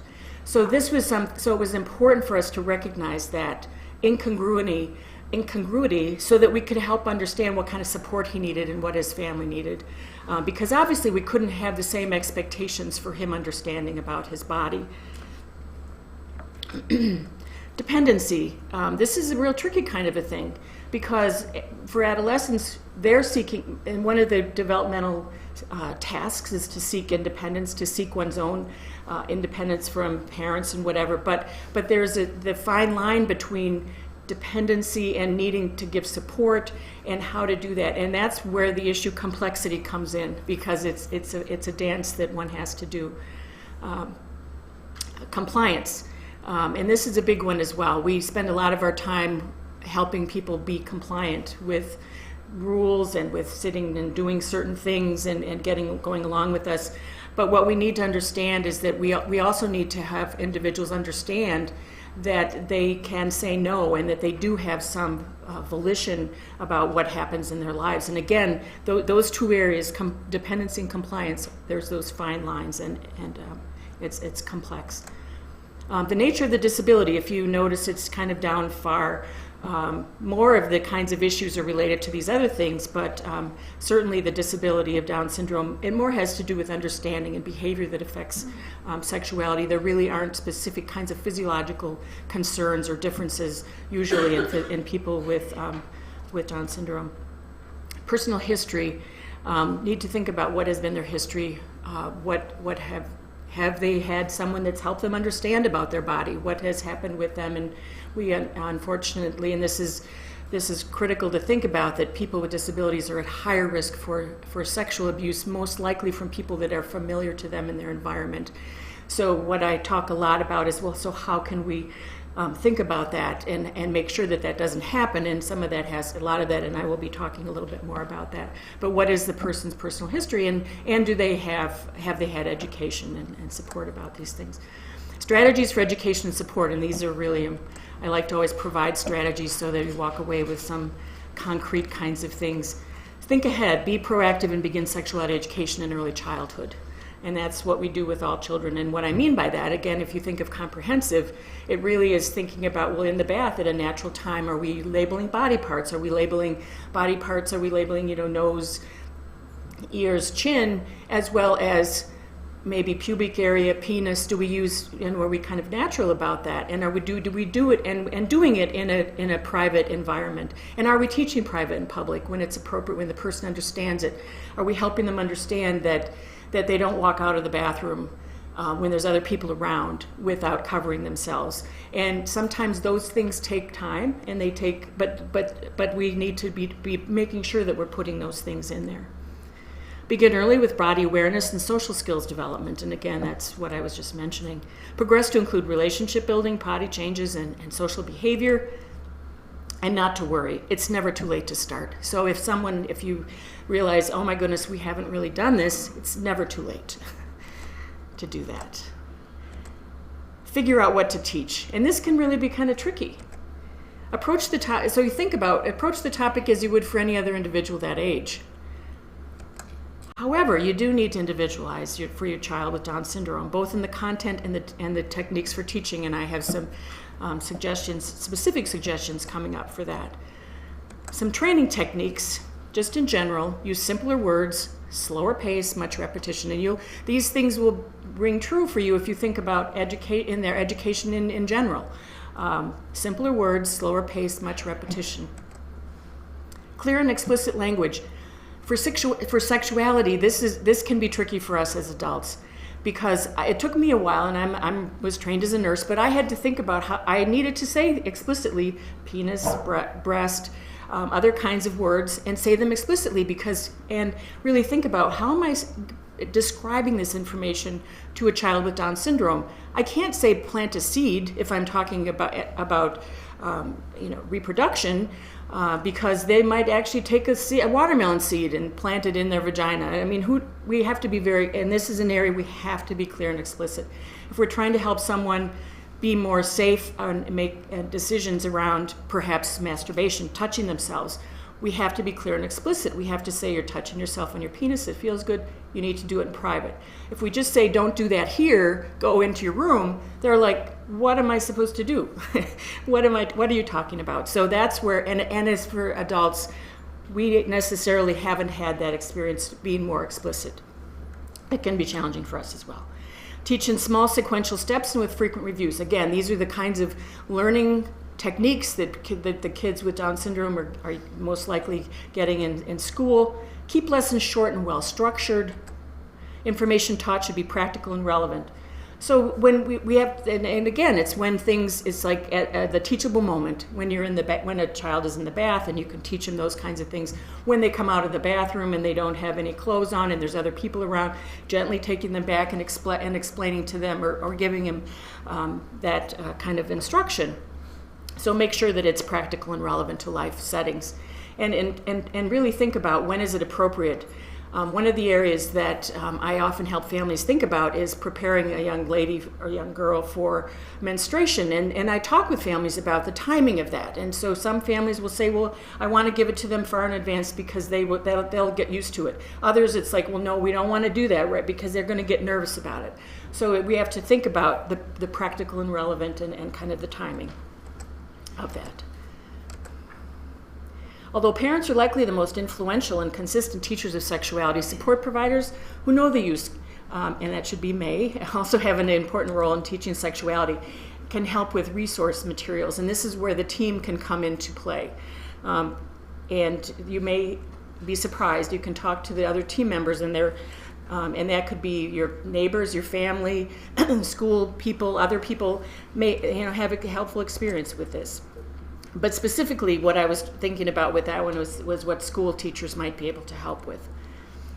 Design alternative teaching methods for addressing sexuality, and that may be maybe some visual aids. One of the examples is to use a doll and actually some visual aids around menstruation teaching, and actually showing some visual kinds of aids about that. Assist in identifying resources in the community. There may be classes, there may be other people, that may be groups, there may be other things going on that could be helpful. And supplement and reinforce sexual concepts within community environments. And this is important, as if you as a team are starting to are starting to address these issues, make sure the rest of the team knows it and it's consistent among how you're addressing certain things like private, public, or other kinds of issues. As I mentioned earlier, it's important to consider your own emotional needs, and this could be family support providers, along with the comfort and knowledge for addressing sexuality. Know yourself, know where you're at in terms of how comfortable you are with this particular topic. Seek out emotional support as needed. This time of obvious changes in the adolescent can be challenging for parents, and so you find people that are helpful to you and reach out. examine your own attitudes in order to foster a positive attitude. You know, it depends on, one of the things that I started with just when I started doing this area of sexuality is that you just naturally start thinking about your own experiences and to think about, well, how do I express myself related to sexuality? What words do I use? What behavior do I use? What are my beliefs? And it's helpful for us when we're providing support to individuals to think about what are our own attitudes, and in order to foster a positive attitude. Provide accurate information about sexuality. So maybe you need to read, do your own kind of brushing up. Now, sexuality doesn't change a whole lot, except for I think the thing that I've realized just recently is the whole gender identity is really important for us to have the appropriate language and to understand about those things. So it's really accurate information, and use a gentle and sensitive approach, very important. And I'd like you to, what I'm going to share with you a little bit is to consider the STARS guidebooks as teaching resources, of which I'm an author. And I want to reassure you that I don't make a whole lot of money off of this. So it's more or less, and basically my co-author and I, the reason that we published it was so that people could have this information, because it wasn't available when we started our work. So it really is a comprehensive approach to sexuality education, which I mentioned earlier. It's to support positive expression of sexuality and facilitate the learning of skills to prevent sexual abuse for people with disabilities, cognitive disabilities. It's a building blocks approach. So when I mentioned start early, our books provide specific kinds of experience or specific activities that start early in life and then build on as people get older. It's not a curriculum but a guide. Encourage assessment of needs and individualized training in their 4 content areas with goals and objectives. So the STARS model, as you can see, it's comprehensive. We look at understanding relationships, social interaction, sexual awareness, and assertiveness. And what we really, Susan, the co-author, and I took a look at, well, how do people with disabilities learn? And really breaking down the parts of it so we could think about, well, how then to build as building blocks approach and to build on all of these kinds of things. So how to understand a relationship. You can't really figure out how to interact with somebody unless you understand the relationship. You can't know what to do with someone to figure out, well, how do I behave with my neighbor? How do I figure out what relationship I have with that neighbor to be able to know what to do with that neighbor? And much of our learning, we have the capacity to understand the abstract world, comes naturally, or comes by living and being in the world. And for individuals who have more difficulty with abstract thinking, that doesn't come so easily to figure out what relationship do I have, and then how do I behave. So we broke these things down, and I'm going to give you some examples here. Understanding relationships, some of the goals in that particular chapter, building a positive self-image. How does one feel about themselves? People with disabilities often need help thinking about who are they. I call it mirror therapy. Having a child stand in front of a mirror and actually look at who they are and have that doesn't come so naturally to people with disabilities. Identifying people in one's life as family, friends, acquaintances, community helpers, and learning behaviors appropriate for each type of relationship.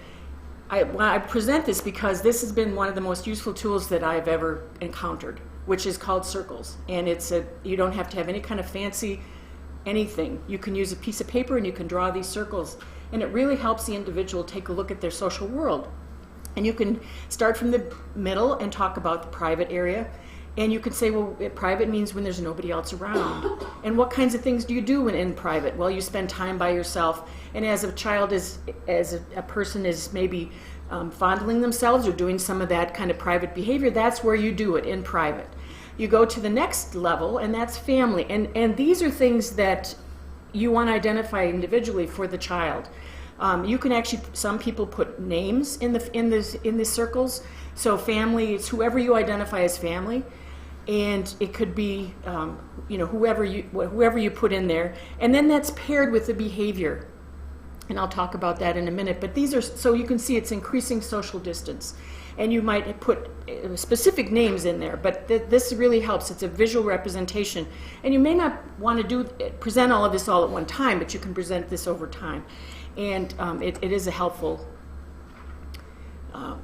activity. I think I've already mentioned this. Teaches social distance and levels of familiarity, starting from the center circle, which is the self. Each new circle represents behaviors. So next we build on understanding relationships, we go to social interaction. Some of the goals are approaching, responding, conversing with people.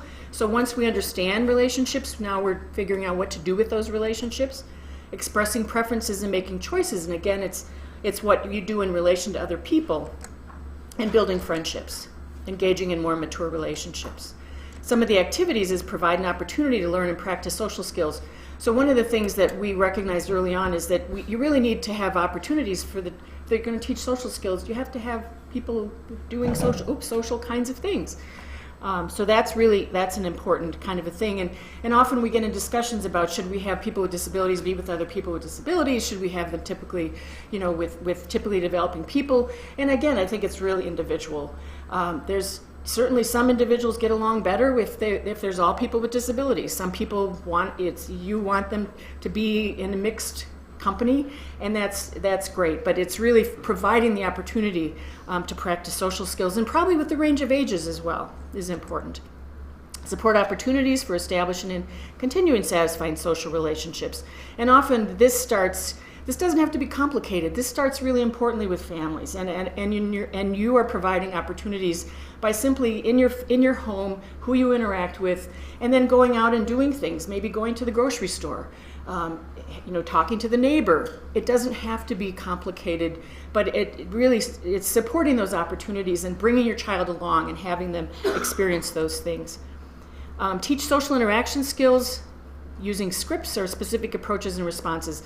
Again, what I mentioned earlier is people with disabilities with Down syndrome who have more difficulty with abstract concepts may not get it, may not pick up on how to have those kinds of interactions with people. So you may have to give them, when you talk to your friend, you could say this, and you might have to prepare them with some of those kinds of scripts.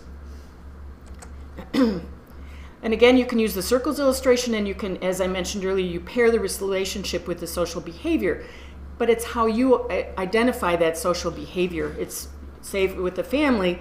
There's one man told me that he was struggling a little bit because in their social circle, and they have a wide social circle, and they belong to a church, and so there was quite a social circle that everyone hugs in that particular group, and so they were really struggling with, well, what do we do, because not everybody is the same social distance, and so we had to talk about that, and he had to come up with some strategies for that. Because the hugging was way beyond family for them, it went on with other people, and it got a little more complicated. But it may be that in the family, it may be pairing the family with a hug. And then it might be that in other people, it might be a big hug or a side hug. And then there's pair community helper and pair stranger, and really thinking about wave only or ignore. The next area is sexual awareness, and that's actually, when we think about sexuality, that's the area that people often think about. Some of the goals is positive self-image and sexual identity. Identifying male and female, or it should be probably gender, understanding public and private behavior, identifying body parts, differentiating between inappropriate and appropriate touching, and understanding sexual feelings and behaviors. So just some examples of activities of body parts. Simplify, use dictionary words, and what I mean by that is obviously penis, breast, vagina. And it's interesting because I've run into some families where they find those words offensive and they use other words. Well, the problem is that we need to have a common vocabulary that people understand. So if we're teaching people body parts, it's important for them to understand or to use the body parts so that other people know what they're talking about. I was at a presentation, and a preschool teacher raised her hand and said that she had a good example of this, that their little boy was in her classroom, and he said, "Teacher, my noodle hurts." And in her mind, from my upbringing, noodle meant head. That's for some reason but this little boy, for him it was his penis, and she couldn't quite. And it took her a while to figure it out. So that was just an example of how we need to make sure that people say the words that are dictionary words. But we also need to simplify it. We don't want to give complicated kinds of anatomy. Really think about what are the words that are really important to know. Important to teach concepts of private and public. And this is really important. This is, again, I can emphasize this quite a bit. It's body parts and behavior, and there's some examples of using a picture of a female, and then that doesn't have any clothes on, but then having the individual put on what are the private parts, and you can have them draw a bathing suit on there. And there's those kinds of examples of really reinforcing private and public.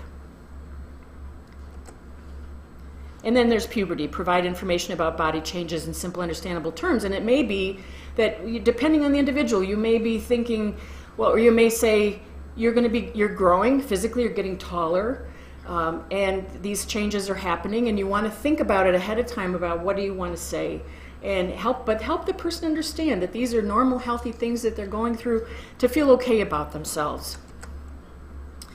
One of the things that I realized as I was going through doing this own education myself is that because I'm not a male and I don't have male genitalia, there's actually things that are unique to hygiene and handling oneself. For example, there is certain behaviors that males think about when they use a public bathroom, like where they stand and all these other kinds of things. And I didn't know anything about that, and I also wouldn't know how to do hygiene, for a penis necessarily. I could learn it, but what's the point of it? And then also I think males might feel the same around handling menstrual hygiene.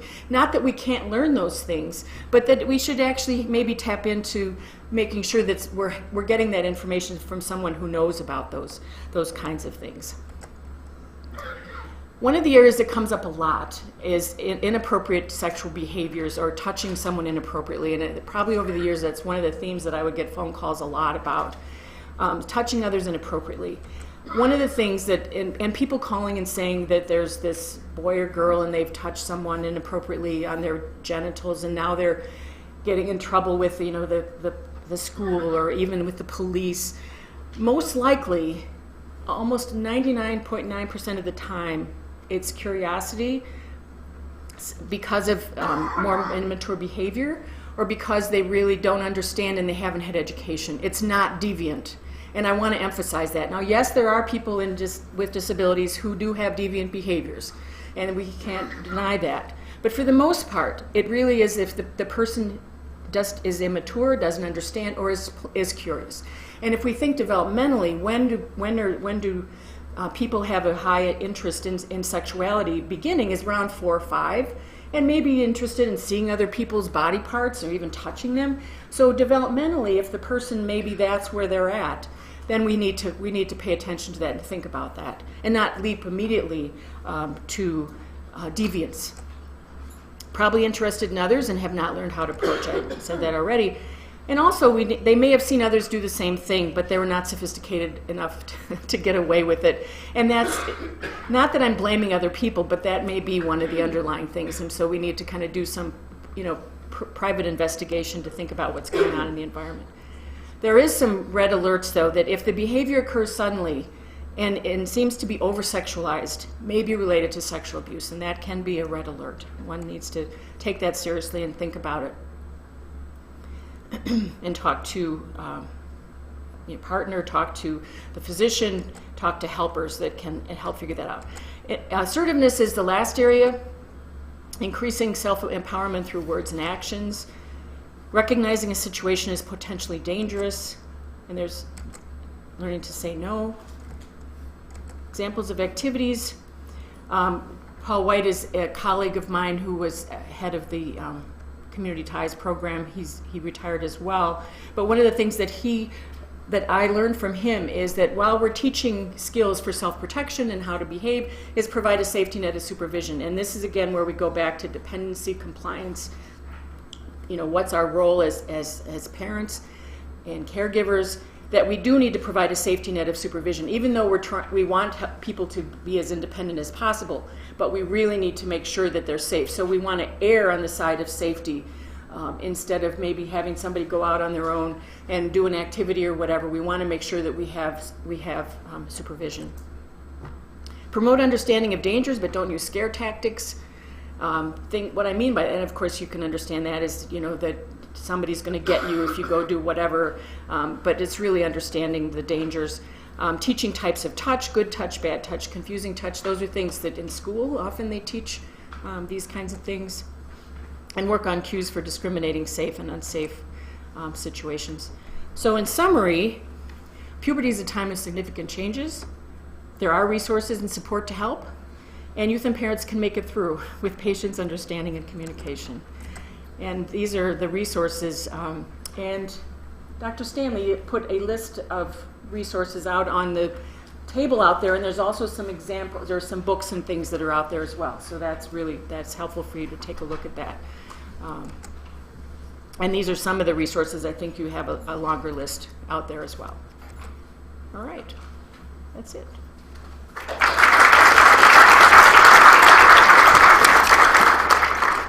I'll introduce yourselves, and Kimberly, if you wouldn't mind starting us off.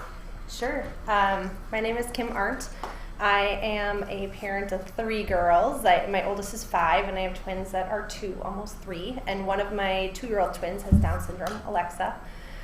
So that's my experience. I'm also a physician working at UW, and I work at Central Wisconsin Center, which is a place for people with developmental disabilities. My name is Emily Ammer.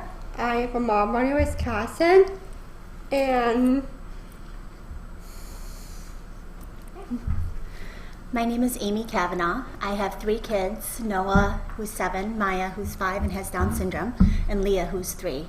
I live on the west side of Madison, and I'm in the Middleton School District. I currently stay home with my kids, but before that, I taught first grade for a few years. My name is Teresa Drapal, and our family lives in Mount Horeb, Wisconsin. I am the mother of 3 teenage boys, 19, 17, and my youngest, Isaac, is 14. Isaac is at the point, he just entered high school. He is unique in that he has had leukemia 3 times in his life, so we have spent a good deal of time in his life in the healthcare world. So, great, Thank you. So we are going to start off with a few questions that the panelists really felt like would give them opportunities to speak about their own experiences, but we also want to encourage questions from you all too, so please really feel free to raise your hand and ask those, or to ask follow-up to whatever anybody's talking about. So I think we will start with a question for you, Emily, if that's okay. Sure. All right, awesome. Can you please share about friendship and community involvement? Well, I am friends with Gabby Cowie, and I have fun with her for lunch. And that one is Ashley Shepperson. She lives around in Brooklyn, and she's really competent. And now is Elizabeth.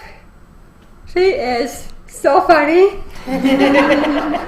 And sometimes she's my friend. Hang out sometime. Hang out sometime. Go to a movie. Go out golfing. Everything. It sounds like really good fun with your girlfriends, Emily. I'm jealous. So you all enjoy going to the movies, you were saying, and did you also want to talk about some of the other activities that you're involved in? You were listing off a bunch of things. Yeah. I have still danced for 12 years. So this is the last year of dance. So I compete in Oregon. So I cover dance. I did 4-H. I did photography for social camps. I am in for church activities are usher, nursery, no, that's part of the one is. That is okay. So you are a dancer, you are in 4-H, and you're doing photography and raising calves too, is that right? I'm not working with calves, but I'm working with calves. Working with calves, okay. That is fantastic. And then were you also mentioning that you usher in? I am an usher in my body. I was ushered in opening of this church, this new building. So I ushered up a place, go down the aisles, and would stand up or stand, wait, and go back. All right. You are a busy young woman. Thank you. All right, fantastic. One of the other questions that we had for panelists is, what is one thing you would like to tell teachers or schools? Right now, our daughter is in 4K, and I'm glad to say that we've had a really great experience with all of our teachers. I appreciate the daily communication that we have from our teachers. And being a former teacher, I understand the time that it takes, but being a parent, I understand how important that is and how much it really helps, because with some of her limited communication, it really jumpstarts what I can say. So even simple phrases of what she did that day, I really appreciate that. So I hope educators understand that all the little things that you do are so appreciated by the parents. Thanks, Amy. Would anybody else like to speak to that? Well, and I'd like to mention that our approach has always been, my husband and I, Joe in the back there, that we really see the education of our child. It certainly starts in our home, but it's a team approach, and so we have always tried to see educators as teammates. We're working together, as well as the community at large, really educating our children. My daughter she'll be turning 3 in May, so we are just getting started into the school system, currently in the kind of transition process and the education or evaluation process. But I think one of the things that we're really hopeful for is that, they see her as a person, that they see her positive strengths, and that they're going to try to maximize those things. We've heard good things about our school district. We're also in Middleton. But that's kind of one of the biggest things, I think, is communication, and that's some of our fear in terms of her going to school is, how are we going to have that team approach so that we can have good communication and make sure that she's kind of well supported.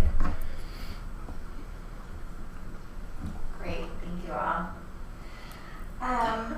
Another question that we have that sort of relates to communication a little bit, or maybe it's not more of a question, but more of an observation that we had during our discussion together, was that sometimes there are changes that happen, either in routines and or in environments that may seem like not a big deal, but have really huge consequences for the person themselves or families, teaching staff, everybody, kind of unexpected change, and how that can be a challenge.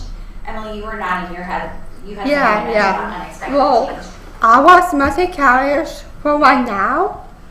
So a big case for me is cafeteria is being placed for me. If all the pages are not working, some of them are fine. And for shadows, little case for me, East 1 and East 2, Miss see what times, what schedule is different, or what's going on, I don't know. I just look my email, I don't know. I have no idea. Emily, thank you so much. Emily was talking a lot, and let me know if I don't get this right, Emily, but that there was a big change in the school building for you. That there was, in the cafeteria, particularly all of these tables, you had your shortcut worked out for how you were getting from place to place. Yeah, they give us a shortcut too. And then they changed it, and then the elevators weren't working, and it was just really confusing. Yeah. And I think a couple of other folks, I don't know if you have any other unexpected kind of changes, or sort of looping back to that communication piece too. Yes, I'd like to mention that Isaac is 14 now, and he attends the high school in Mahura. In terms of transportation, it's always this, his life in general is this balance between independence and safety. we wanted him on the regular bus transportation to the school. When he was younger, he took the van. We are not far from the school. We live on a busy street, and in part that had to do with safety for him, certainly. In the morning, however, he takes the regular bus, and in the afternoon he comes home on the van. Well, at one point during the school year, there was a change in the drop-off location on the end at the school system. It's a campus system in Mount Horeb between several buildings. They moved the drop location up the block about a half a block or so. But for Isaac, that was certainly a big deal. And the teachers were wonderful. The staff were good. However, the change had not been communicated from the bus garage and some of the administration to the parents or the teachers or the staff who are responsible for him. So he was on the sidewalk for longer than he ought to have been in the morning. So it turned out fine. He ended up where he needed to be, but I guess my point is that the change in routine for him, it was a big deal. He was sort of wandering on the street, didn't necessarily want to move into the building. It was kind of still earlier in the year, so communication, I think, is really vital when there's a change in routine. And it seemed to me that the administration didn't necessarily understand or weren't proactive in realizing that just a half a block for someone like one of our children would make a big difference for them. So, yeah, I think that's the hardest part. Is these seem like really minor things or changes, but for a person that's kind of has a very specific plan mapped out, that can be a big deal. And I mean, one of our concerns, we were talking about, well, do you send a 3-year-old on the bus to school or a 5-year-old? And it was like, well, my concern is, well, what happens if like she gets to school and like the person who's supposed to pick her up doesn't pick her up, and then it's like, how do you have all those contingency plans in place, and who's responsible for communicating all of that? So I think it's a complicated system, yeah. Which is I think it's a challenge for the school system and for the parents. So. Yes, and in our case, we ended up having an arrival plan, a morning transportation arrival plan. Mm-hmm. Thank you all so much. That's really helpful. One of the other questions is, what is one thing you would like to share with other parents? Emily, was this something you wanted to speak to first? Yes, I work with my parents for all my meals, and I helped delivering and pretends when life is going on. I work database is a QuickBooks. So, and that one is on my farms. I feed calves and cats too. Sometimes I'm up on the nipples. It's kind of hard. And you were also talking a bit about chores you have to. Yes, I have inside chores too. Mm-hmm. Yeah, so I think part of, thank you for sharing all that again, and you were mentioning, I don't know how to do QuickBooks, Emily, so. Well, QuickBooks, it's okay. Maybe I can learn it at some point. Okay. So would others of you like to speak to that? Something you would like other parents to know? I mean, I think that the biggest thing for us has just been that Alexa is part of our family. She's one of the kids. She's treated just like everybody else. And she has, she's a little bit behind in terms of what she might physically be able to do or understand, but she still, understands like, oh, you need to put that in the hamper, and, helps bring stuff to the laundry room or whatever else she's excited about helping with. And so I think it's part of just having high expectations and encouraging your kids to do what they're able to do. And I think that's one of the best ways to try to help them be successful. Well, in our house, we had a chore chart, and Isaac was definitely part of the chore chart. And so I think that establishing routines early on is critical, because when they get older, they might not want to be compliant. all of them, yes. All three of them. And I guess the other piece of advice I would have for parents in particular would be to, all of your family relies on you, that you really need to make time for yourself, whether that's walking or exercising or having a date night with your spouse. Whatever you enjoy, you need to replenish your energy. So that's really important. I think Amy, were you wanting to speak to that as well? We kind of had a thought about what do you do for an outlet or to find support? Yeah, since I stay home with my 3 kids, I do find it important to find time for myself outside of that. And I think going out with other parents, especially those who also have children with Down syndrome, has been very helpful for me to educate myself and to get ideas about how to deal with certain situations, or just be able to talk honestly about what life is like. So I know that for me that's important. I know that's not necessarily for everyone, but I do value that time. And we have our monthly mom's outings, and I try to really prioritize those. They're in my calendar. My husband knows that I really like to go to those. And I also do go out with other moms too, from my church and things like that. But I definitely try to carve out time for myself so that I can get away from it a little bit and have my own identity and really just try to learn, but also rejuvenate. I think that's a great goal. I am not good at doing that. Having 2 2-year-olds, and that makes it somewhat challenging, but I'm getting better, slowly getting better at it.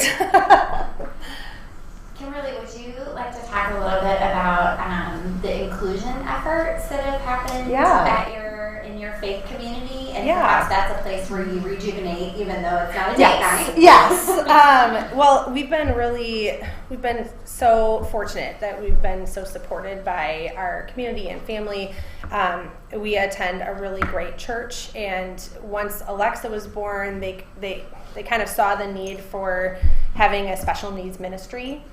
So they have been really great and proactive about trying to identify people in the church that are willing to be helpers and kind of knowledgeable, having 2 people or 3 people that know that individual so they can help support them in whether it's the nursery or Sunday school, and that's actually drawn other families with special needs to our church. So we have a couple of families that have autistic children that are coming. And so that's just been really great, because I was nervous about leaving Alexa in the nursery, and I just, she can't eat the same things that the kids are eating, and she's hypotonic, and if she's sick, she's even worse. And I didn't want them to feel uncomfortable about all of a sudden having this kiddo with extra needs dumped in their lap, and not feeling like they knew what to do.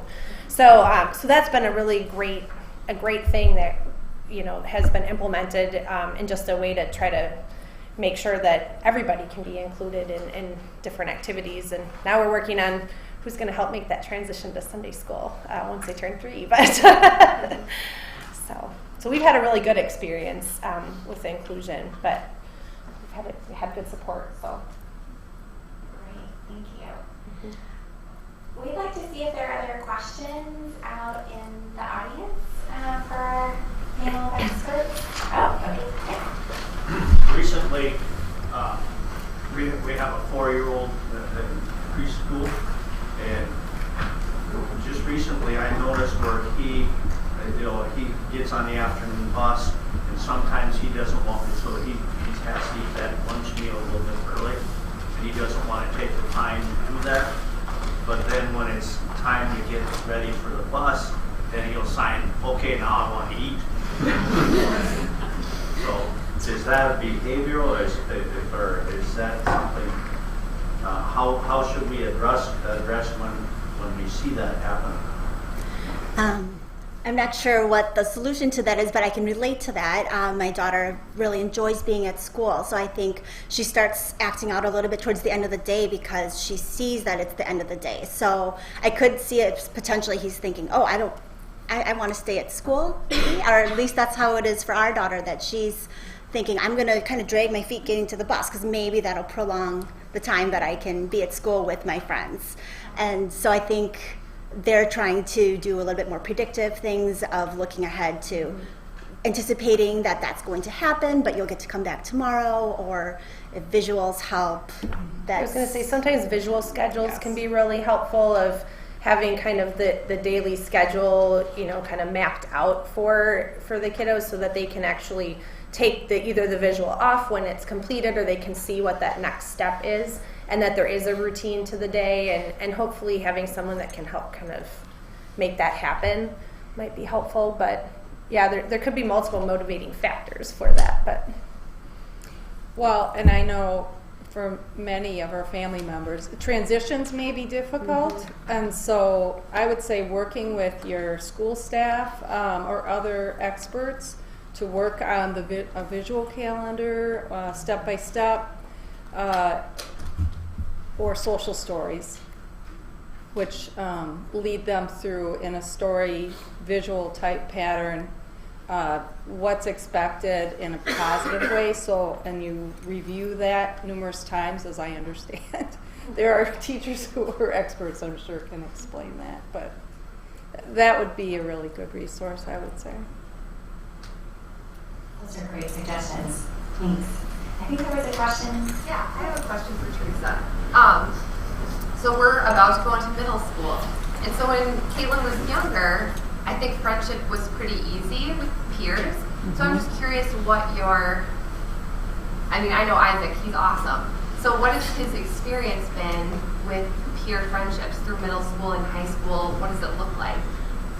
Well, I would say in Isaac's experience, he has always been very welcomed, appreciated in the classroom by his peers. And he's a social young man, and so he really has many friendships. What we did through the years, we would always take the initiative to try and invite people into his life, in addition to the friendships that may happen naturally in the classroom. For example, when he would have a birthday, we would invite the entire class to come. And through the years, some of those friendships have remained, and some have changed, like they do for all of us. As he has aged into, say, middle school, we might arrange an outing at Plain, Wisconsin, a sporting trampoline place, for example, and invite a number of young people who we felt the relationship was very reciprocal. And we try to be very proactive about being out in the community, attending sporting events. He's involved in clubs, and just depending on their interests. So I would say it's sort of like the Girl Scout phrase: you make new friends, but you keep the old. He has friends that have come in and out of his life. Some have been there for the duration of his years. And also, recently, we've reached out to other young people with disabilities, and not necessarily Down syndrome disabilities. It's sort of like that world has broadened for him as he's entered high school, connecting with other families that we see a natural friendship, and trying to coach him also through the invitation process. So, is that helpful? Those are great suggestions. Emily, can I ask you how the teachers at Oregon School are helping you at Madison College and helped you with your applying for Project Surge and to Cutting Edge? Okay, let's start with Master College first. I'm taking classes there. It's similar to Catholic Shadow. but to take yoga, and we had classes, hour classes. Then Oregon, I had my experience in Oregon. I have swimming, community, and glad to eat. But teachers were helpful. We have a schedule for both things. For Edgewood, I interviewed that one. So it's very nice and asked me questions a lot. Some questions I know. So I asked questions to them. How the cafeteria is, what food is, everything. Went to a podcast church. Number 1, I took a tour. It was amazing. And number 2, it is skills assignment. Looks like interview. But each station has anything like March 15th in her bag, but it's not. You don't have to wait. It's you can apply. I don't know if not, it's the first 2. I'm going to stay Mercer College friend. Are you happy with the help you got from your high school teachers, or do you think you would like different? You wish it was different? Sometimes I get help, sometimes I don't. Okay, thanks. I'm a high school teacher, and I really like to get feedback about what helps and what doesn't help. So that's good. Thank you. Thank you for that question. To the moms, how do you balance that fine line of your child with Down syndrome getting all the attention and your other children? So then how do you do that balance? So balancing sibling needs, balancing needs. It's a challenge. I mean, I think we've all talked about this. It is a challenge. It's and I have 2 girls that are the same age, and it's funny because Alexa's twin kind of understands that when Alexa needs something, like wants to be picked up, she has to hold my hand. She can't be picked up too. Or so in some ways the kids kind of figure that out, but it also makes you sad as a parent that you can't provide what they need also. So I don't know, it is a balancing act. We've been trying to be more consistent with saying, no, you need to walk. Your sister is sick, she needs something. But Alexa's not always very excited about that. And we hear a lot of complaining about that and whining and things like that. So we're kind of taking the approach of trying to just, keep educating, keep, giving her the reasoning why as to, okay, your sister really needs help right now, you need to wait. But it is hard. But I mean, fortunately, her sisters have been very understanding about it. But I know they sometimes feel a little slighted because of that too. So I think balancing attention among siblings at all can even be hard because different stages of their life, they have different needs. But then you add the Down syndrome, and it does complicate things. Our daughter spent a lot of time in the hospital when she was younger, so we felt really guilty. My son was 3 at the time, and he needed a lot of attention, but he didn't get it. So one thing that was suggested to me was to add it was called special time, but he calls it specialty time. So we set aside 20 minutes every night, that almost every night, as long as timing works out, he gets to choose what he wants to do, whether it's just read a book or cuddle or eat dessert together or whatever. So we really carved that out for him. Being the oldest and having been through so much of what his sister struggled with and kind of lacking that attention, we've done that so that even if somehow throughout the day he got neglected, he gets that time and he looks forward to it. So that's one solution we've had for our That's family. a great point, because we do something similar with Ellery where, like after her sisters go to bed or towards the end of the evening, like she wants to do little Legos, something her sisters can't do, and she and Daddy do little Legos. And now we've started rotating where, like I do bedtime with her one night, then Daddy does it the next night, so that, it seems more fair and they get some one-on-one time with each parent. But And my sons are older, and Isaac certainly had many times in his life when he was in the hospital for extended periods of time. So we do as well try to work in those extra times one-on-one with our other children. And sometimes, you know, I can be exhausted and ready to go to bed, and my teenager comes to me like the most inopportune time, having a question about something, my older one. But I think it's important to make time when they need you, all of your children, and also have what I would do once each summer, at the end of the summer, I would dedicate a day with one of my other two children, and we would take a day and go have an outing, and I just call it a day with Mom. And we'd go canoeing, or we would go do something they wanted to do. My other son was really into Thomas the Train for a while, and we went down to this great place near Argyle, I think it was. So we would dedicate a day so they would feel like that attention and appreciation. So that was a little more and above and beyond, and I'd have to make arrangements for my other children, but it was really important for us. So.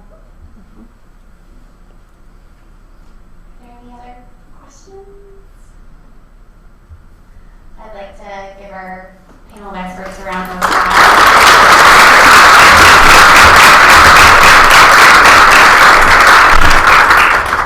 Thank you all for coming today to the Day with Experts, and we look forward to seeing you next year. It's nice to meet you.